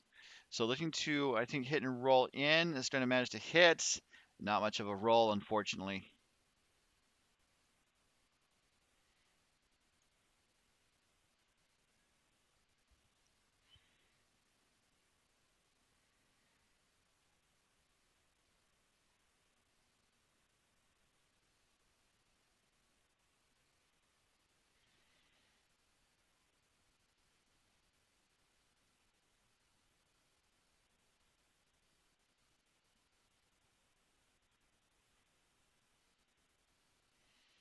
So the net stone from Connor Robertson is away.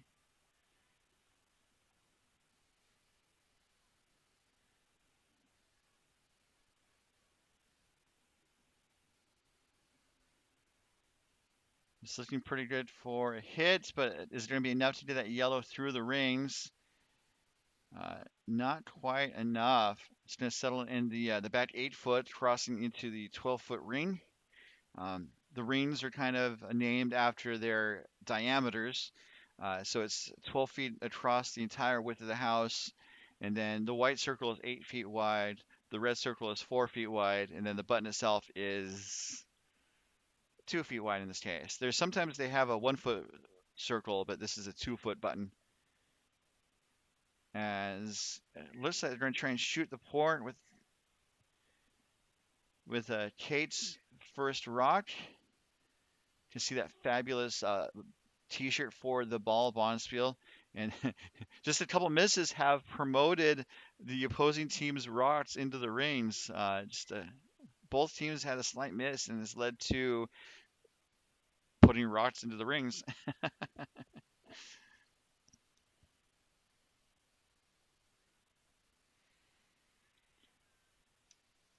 So Connor has been trailing for 4 years, qualified for the mixed doubles nationals with Gabrielle. Was also at the men's club playdowns in 2024 and 25, and this is his first year at this event as he pushes out of the hack. And based on the broom, I think they want to tap their own blue up. That blue that's just to the left of the center is my guess. No, there's a little bit wider than I thought. So they want to basically wick off of that blue on the right and then roll under. So good shot there. Had me fooled.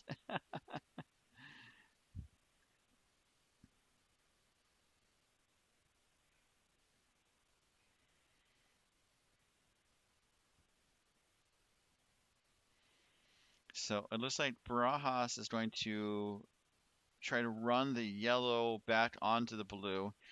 Kate's been curling for 18 years, was at the 2022 Women's Club Nationals, has been to many MoPac events, also won the California Class last year, and also won a bronze at Mixed Nationals last year as well. So looking to run the yellow back, it's over curls slightly. So it looks like it's actually going to run back and maybe jam on the yellow in the back 12-foot area. So lots of guards in front of the house, lots of rocks in the house, stuck in the middle with you, like that song goes. He.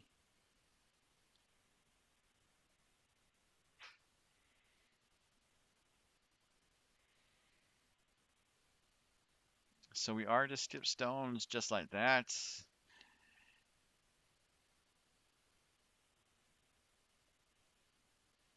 And right now, Coleman is sitting 1 and 4 in the rings, and Barajas is 2 and 3. And Barajas has the hammer, needing to score. I really think at least 2, maybe 3, ideally, to establish firm control of the game before the 8th and final end of regulation. Um, they could maybe give up 1 here and be okay. It's been a close game though, so it might not be enough. This is Coleman's first.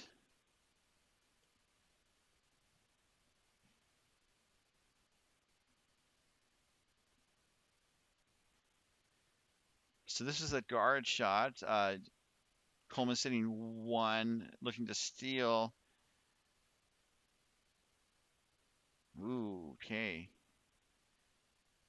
Uh, the run back is still there. They're taking a look at it.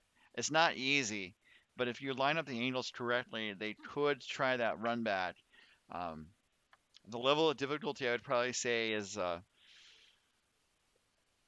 3% shot. Because you had to hit the blue at the right angle to run it back onto the yellow at the right angle to hit the blue in the rings at the right angle, and not jam on that guard that's right by the foot or feet of Garfinkel. So Jesus Barajas is in the hat. He's been skipping in curling for 19 years, skipping at many MoPac and Midwest Curling Association Mixed Fours events. Also skipped for Team Mexico in the Americas Challenge in 2021. Looking for a blue, yellow angle raise.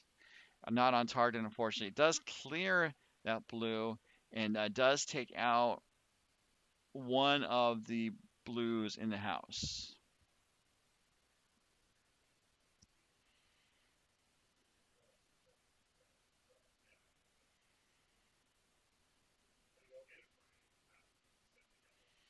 Lots of curling in the next 3 months, really, here in the West and around the world.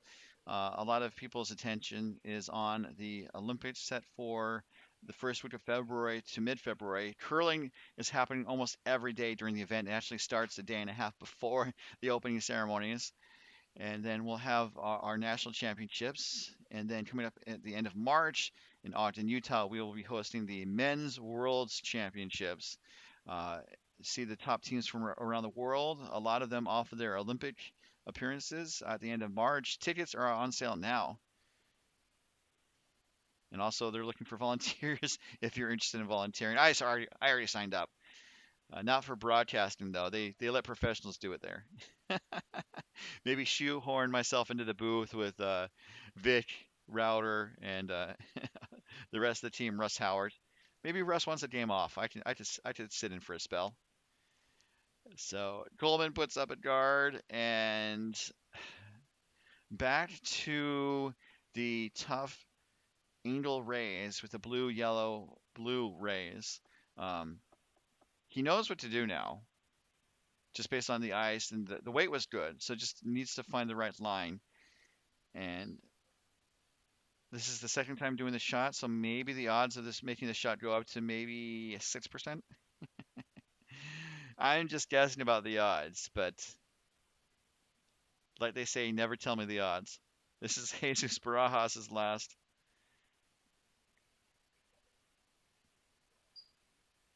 He was a champion of the 2025 California Classic and also the Mixed Nationals bronze medalist last year. So looking to see if he's on the money. This is close. Oh,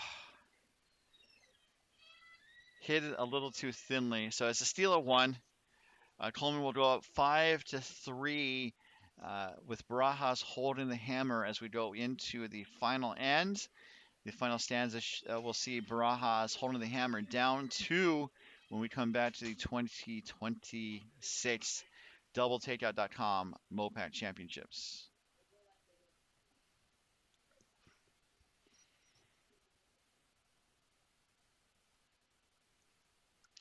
While they're in their minute break, let's go around the reins one more time, just because I think some of these games are, well, 3 of the 4 games are still in action, actually.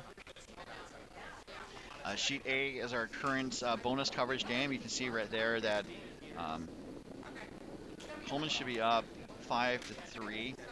They haven't posted the score. Sheets B, our early feature game, ended a bit early with Team McBride cruising to a win over Team McLane. McBride from San Francisco and OC Curling, and McLane from Coyotes. Pardon me. On sheet C, the game featured Team Aces with the Yellowstones holding on to a 7. I'm going to say 7-1 or 7-2 game. There's a bit of a plastic covering obscuring the scoreboard there. They're playing Endicott with the Blue Stones. Endicott hailing from Coyotes, Aces from Silicon Valley. And then on sheet D, we have the contest between Cerna and McDonald. That is a pretty close fight. McDonald holding on to a 4-3 lead with the hammer here in the 7th end, and they're also currently sitting 1 in the rings. So looking at our bonus coverage game, we can see that Coleman asked Neal to draw in. Turns out to be a about full 12. As we see Christina Ludo throw her first rock, looking to put up a corner guard.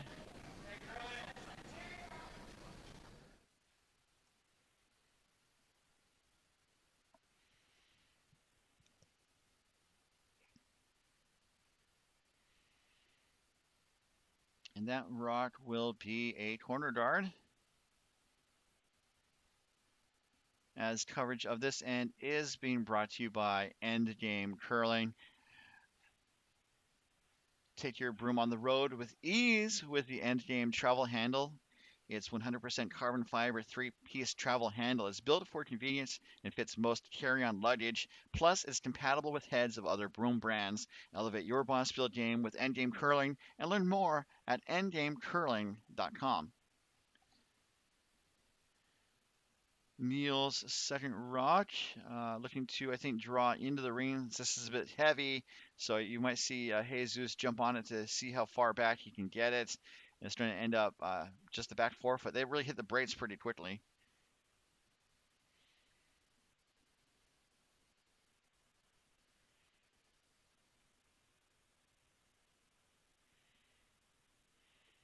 Christina's second rock.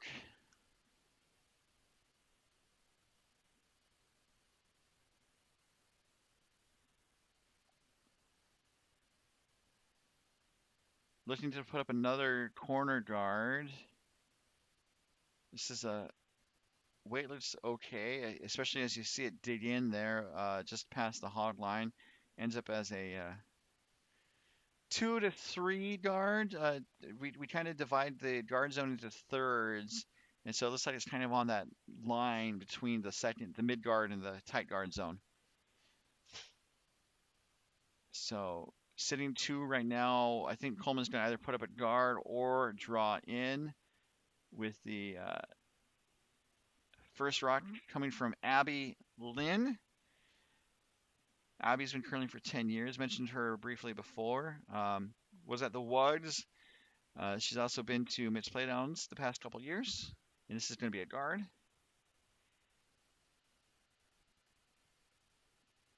Going to make contact with the blue in the top 12 foot. So that's the 5th rock to the end.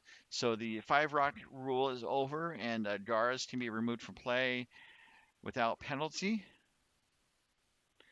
barring any sort of unusual foul, of course. As we have Eric Chirella Jensen looking to draw around as well. Needs to score 2 to tie, 3 to win.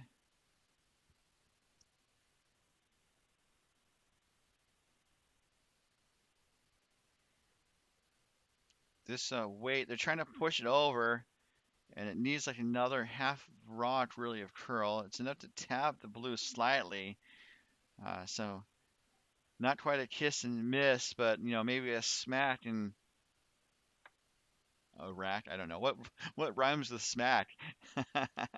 Smack and jack. That sounds bad. Abby's setting stone now.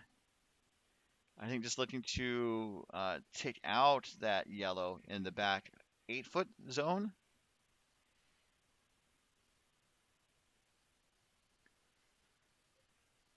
Soft weight if it is going to be a takeout. I'm just looking to draw on top, perhaps. Tap it back. And that just nestles itself right up to the yellow, just like a small child nestling into the nape of the mother's neck. And very quickly, we just see Eric push out with the second stone. Both teams have a decent amount of time, over 3 minutes for both teams, although Barajas has just under 4 minutes. That's plenty of time to play one end. You're looking for about 3 minutes, 40 seconds of what they call thinking time. And so this is going to, they want to hit the inside of the blue and roll under. This is going to hit the blue right on the nose. It does run the blue on top of the yellow. So right now the situation is one Barajas yellow that is shot, surrounded by a sea of Coleman blues. And I actually saw Coleman Blues play, at the Gamers Lounge or the trying to think of a cool jazz club name and the light post, the lamp post. And we have Cheryl. I'm sorry, this is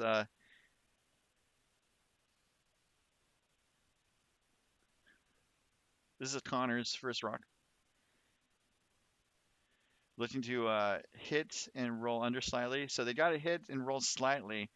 So it does kind of push the stones to the back of the house. Barajas, I think, needs to look for a way to get a second rock into the rings in scoring position.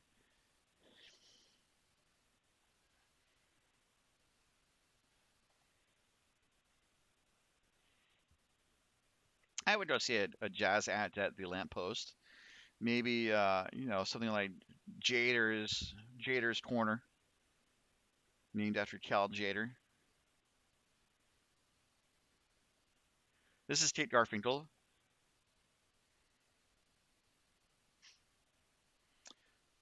And he wanted to open up the front of the house, and he does. Gets rid of one of the blues. The other blue in the top 12 is just pushed slightly back and to the left.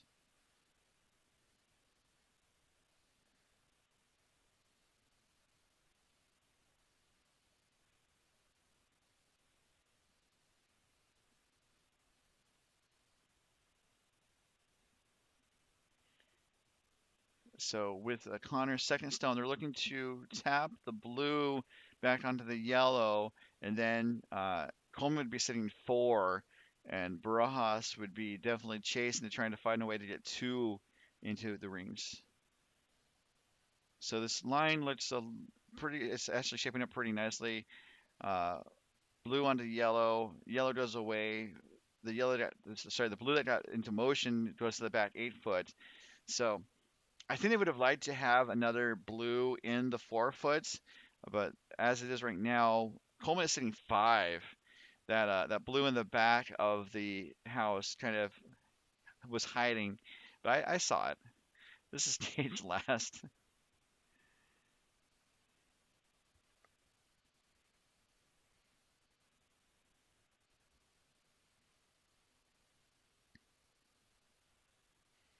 So I think working to try to coax it over, and I think looking to maybe tap that blue back, provide a little bit of padding or backing. There's a way to pluck that yellow out, and that is where I think uh, Gabrielle has the broom hit on the right side from the overhead view. I mean, there's a chance of it jamming in the back, and that could give Jesus a chance to, make a double on those blues and open it up.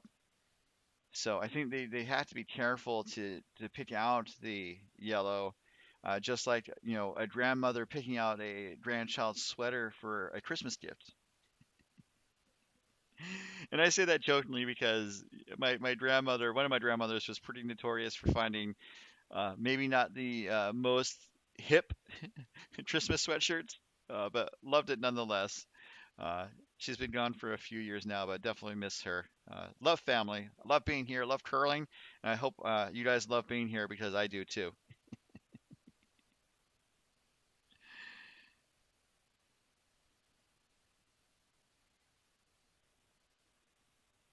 Coleman's first rock, and Coleman's been curling for 12 years. She took a few years off, but she famously wrote a book about her first 4 years in curling. She wanted to be a competitive curler out of the gate. Ooh, so they didn't want to have the jam in the back left, and so I think they tackled it from the other side, and it ends up jamming on the blue on the 4 foot, and so basically just kind of leaves Barajas in a position to sit shot. And now, how do they score 2 to tie, 3 to win?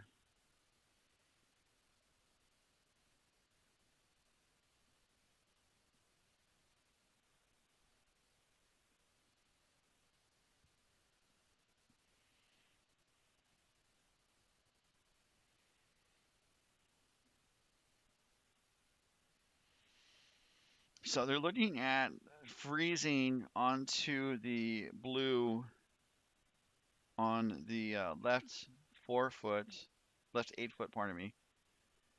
And that seems to be the best shot because they could.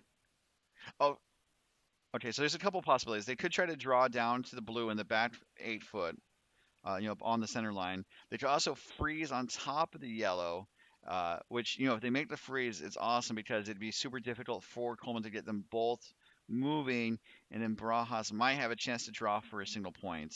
I mean, draw for 2 points. My bad. Um, that's a tricky shot and would rely on, I think, Coleman making a mistake. So Barajas with his first with the hammer down 2, looking to find a way to get 2 to tie, 3 to win. This weight looks a little up, so it might turn into a bit of a hit and roll if you can do it. But it's not coming back. I would have maybe had the sweepers on it to try to push it over. Not even kissing. It just flashes past that blue on the left. Good for fourth shots, but they need to be shot or second shot to count.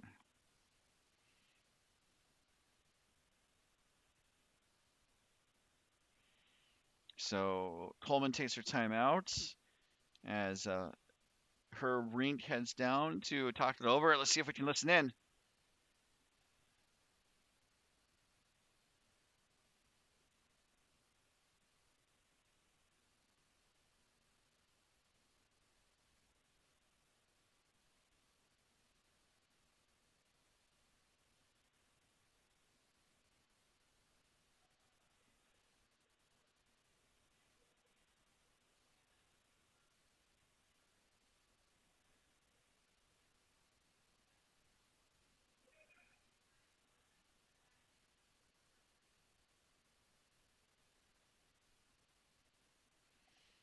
Could hear a little bit about what they were saying.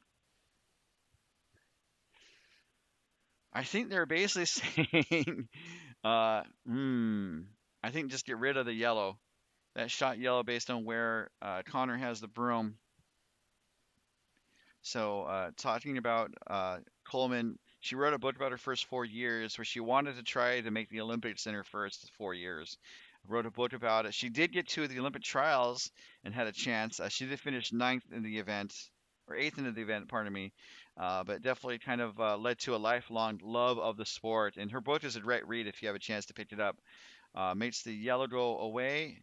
It does jam in the back, but the yellow goes to the back edge of the ring. You will not likely be counting at the end of the end. So Barajas needs 2 to tie, 3 to win. The win is not on the table. They have just under 90 seconds to call a shot, and they need to find a way to move 3 of those blues and stick around to tie. And the angles are not lining up, especially like the best approach would be to kind of attack the blue that's solidly in the 8 foot and then kind of have some angles,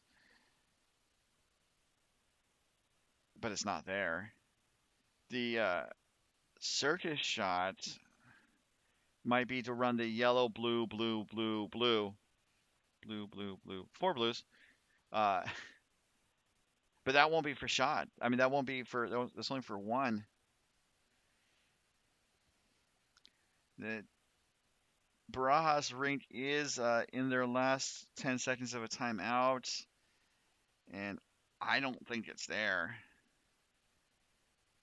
And neither does Barajas as they shook hands. So good effort there. Coleman does remain undefeated.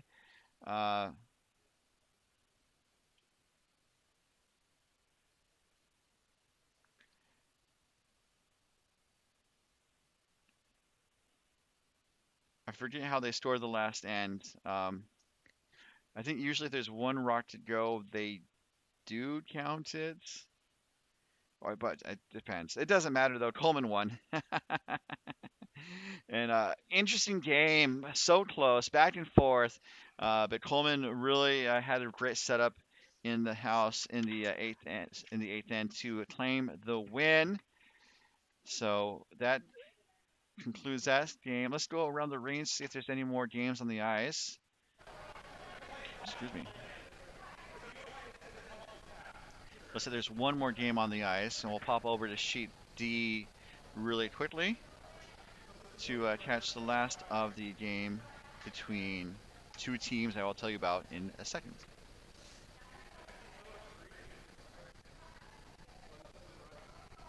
So we are to the last of the skip stones.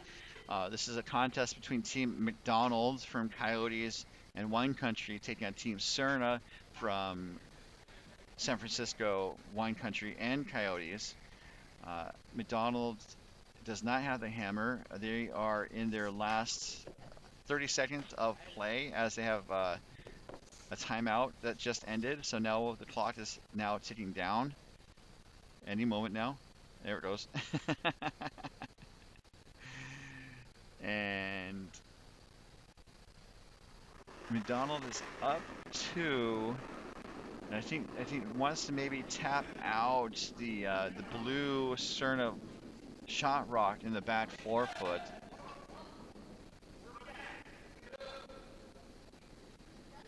And so Cerna's going to move very quickly. I think if she has her timeout, she's okay. Soft takeout waits, and not a takeout. Apologies for that. And so very quickly, Cerna calls her timeout. That's Anto Cerna.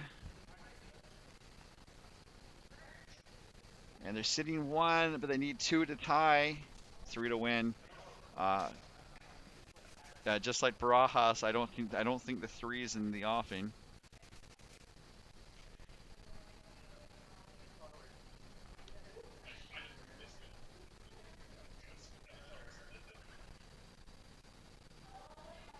So they're looking at raising the blue, and I'm new to this sheet, so I'm looking at it for the first time with you guys. I tend to agree that seems to be the shot. It's tricky, but I think Anto uh, has that right amount of confidence to pull off a shot like that. So timeout's just about to end, and then once that timeout ends, she'll have 27 seconds to throw her last rock. So she's cleaning it. Going to need back four weight to make the shot happen. Almost back eight weight. Last rock to hammer. Down two, sitting one, needs another blue to tie to force the extra end.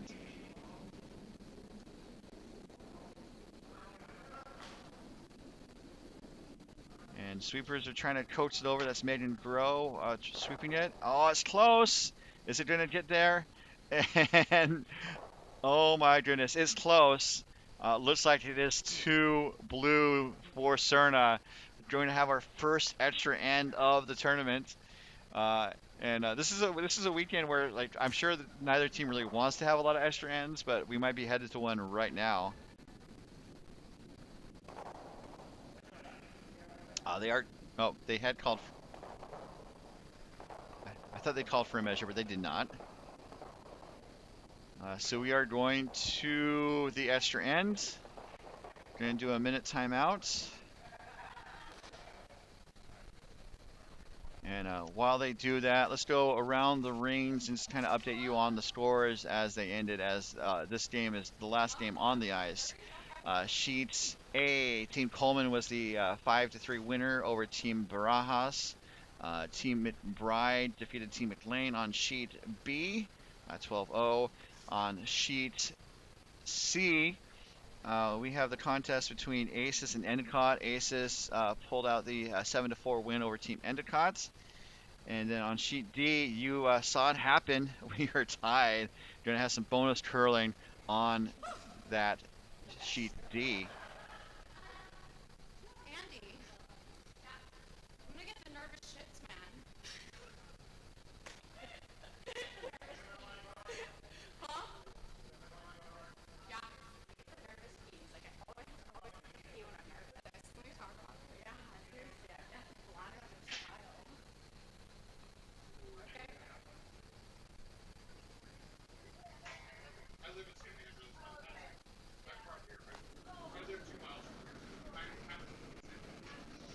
So first rock coming from Justin Lay for Team Cerna.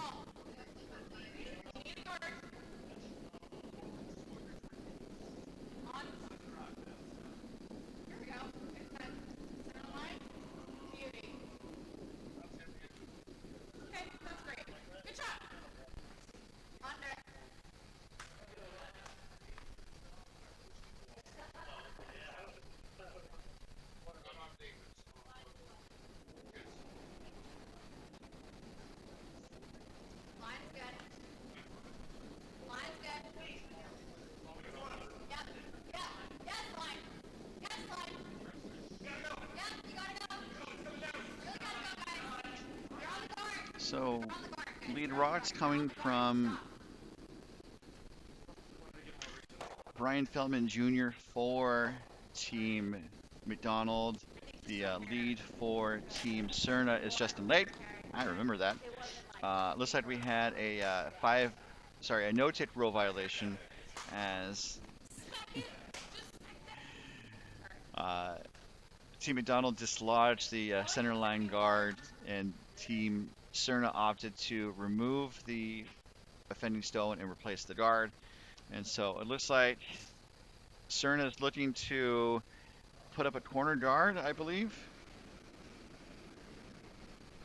with Justin's second stone.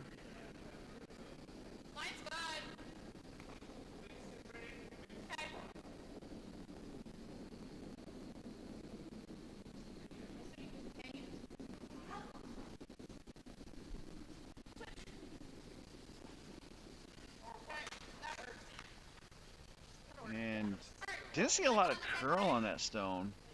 That's interesting. This is my first time really looking at sheet D or sheet 4, depending on who you ask.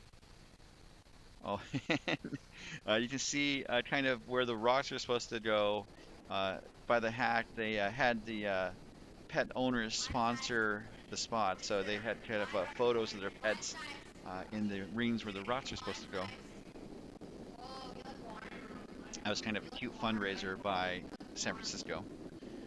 So looking to draw around the guards. This is a bit heavy from Feldman Jr. And so Cerna's going to try to push it as far back as possible. And that is going to end up, in the back 8 foot. So it did hit the brakes pretty nicely. And so Cerna's looking to do a similar draw, but just sit in front of that McDonald yellow. So tied game. McDonald has the hammer here in this extra end. As we see Megan Grow with her first. Saying curl only.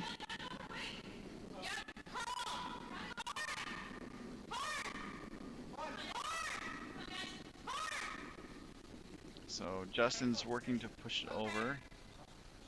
And doesn't quite get there.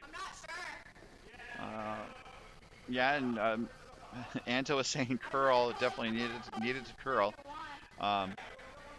So you can see in the clocks that with the extra end, teams received a fresh allotment of time that's not based on how much time was left in regulation.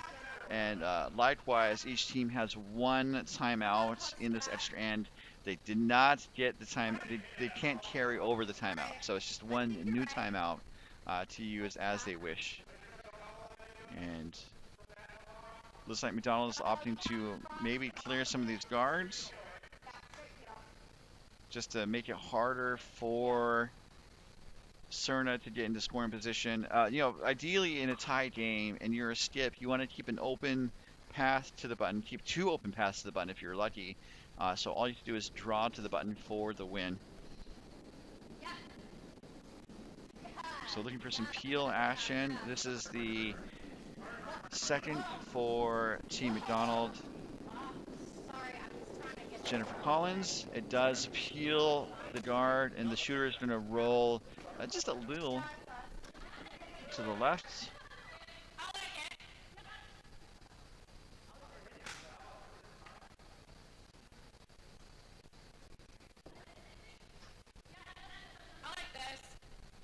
And you can also see their hot lines are pretty decorated. That's kind of nice.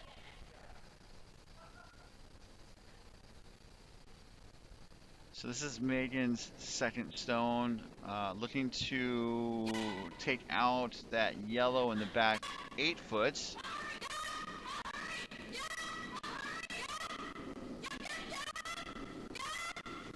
It crashes on the guard and then it rolls onto the yellow guard and pushes it through the rings.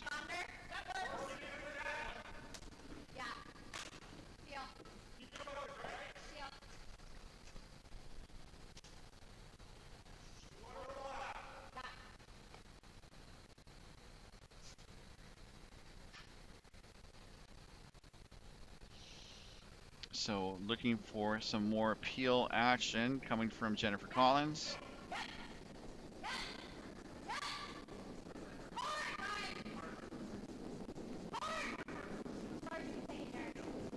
Looks like it's on target and they're calling to sweep it over a bit. So again, working to keep that open. So now Cerna, I think Cerna could be served by trying to draw under the guard on the left, kind of looking at that as a possibility.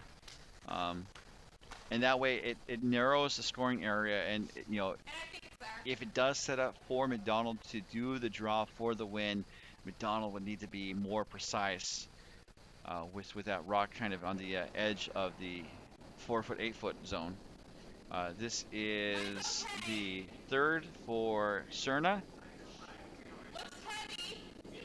It looks heavy. This is Dan Stephanie from Wine Country. Saying the weight needs to curl. The weight was a little heavy. It needs to curl. Looks like the weight, if the weight comes off the rock like it will, it does sit down. Good for a second shot.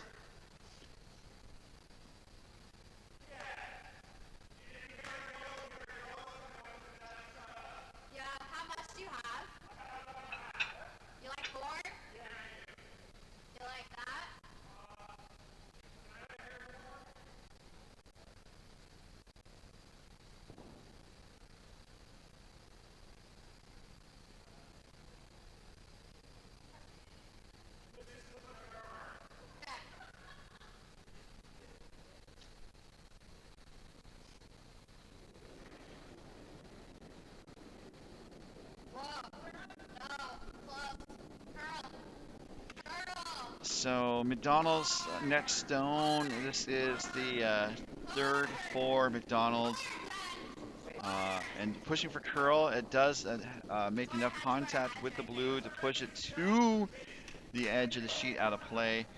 That rock being delivered by Darren Campbell from Coyotes.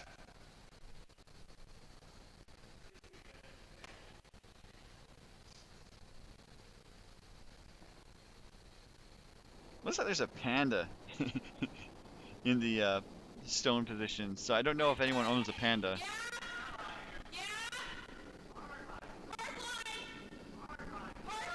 So they want to make sure it gets around the guard.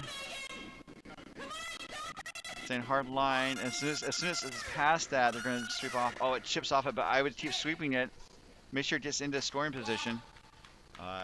It settles into the top 12. Again, good for second shot. And McDonald is going to probably just hit that out. A little roll's not too bad.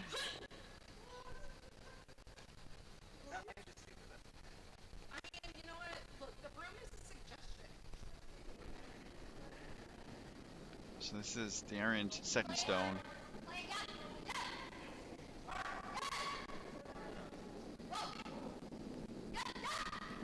Looking to hit the inside of the blue and then roll towards the left. And mission accomplished. Although it does give a zone for Cerna to draw into to be shot buried. And that is right where she goes to. Both Cerna and McDonald have their timeout remaining in this extra end. Although they do have plenty of time, so not an issue right now.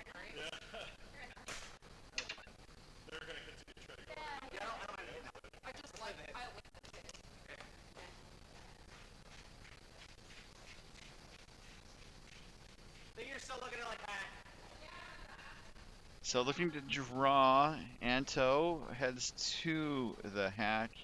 Solid half of it. On the inside.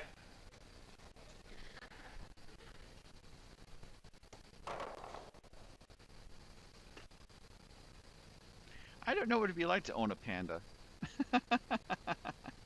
I know the joke is that, kind of eats, shoots, and the joke goes leaves, but well, they eat leaves, but they sleep a lot.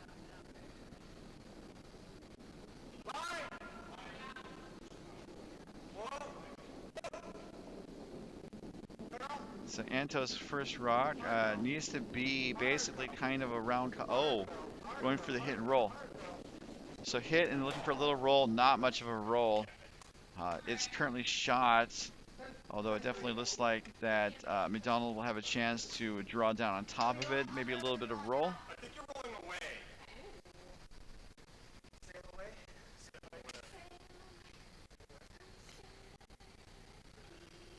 Not much, just here.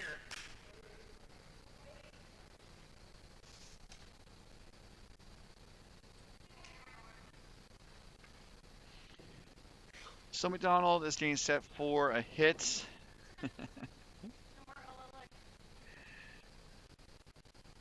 It's a very active warm room right now as teams are off the ice, getting some nutrition before the MoPac After Dark.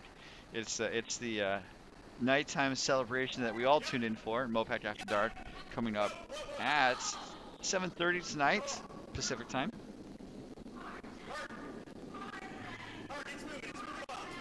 So trying to push it over to make sure it hits. I think they would have liked to stick, but it's going to roll to the back 12. Hang on for second shot. So Cerna has a draw to the 4-foot buried 4-shot for the chance to have a chance. For the chance to have a chance. I went to broadcasting school for this. Not really.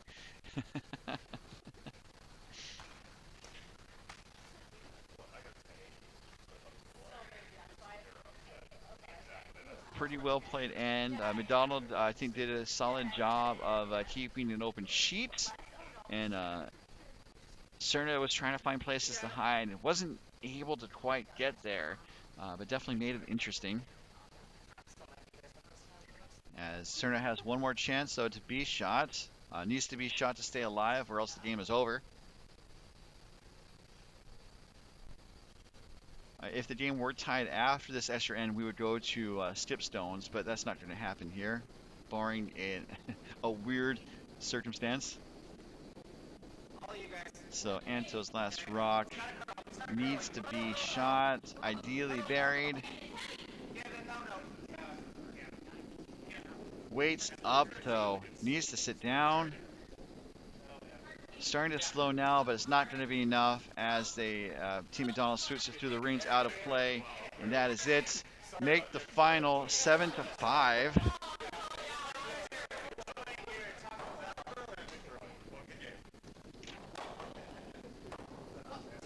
As the teams shake hands.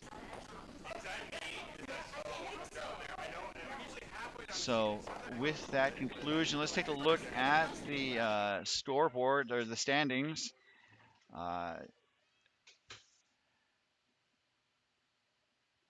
Don't know if they've been updated yet. No, not yet. But so you can see at the top of the table, we have McBride and Coleman still undefeated. 5 games for McBride, 4 for Coleman. McDonald is right in the hunt at 4-1. Then kind of in the middle of the pack, we have Barajas and Aces at 3-2 and 2-2 respectively. And then bringing up the bottom of the table, we have Endicott, Gilbert, Cerna, and McLane. So a pretty exciting game all around. Well, lots of exciting games. Definitely appreciate you guys for joining us for this contest. We'll do one quick recap and we'll sign off. We'll be back at 7:30, as I mentioned before. So again, sheet A, we have Coleman over Barajas. On sheet B, we have McBride over McLane. Sheet C, Aces over Endicott.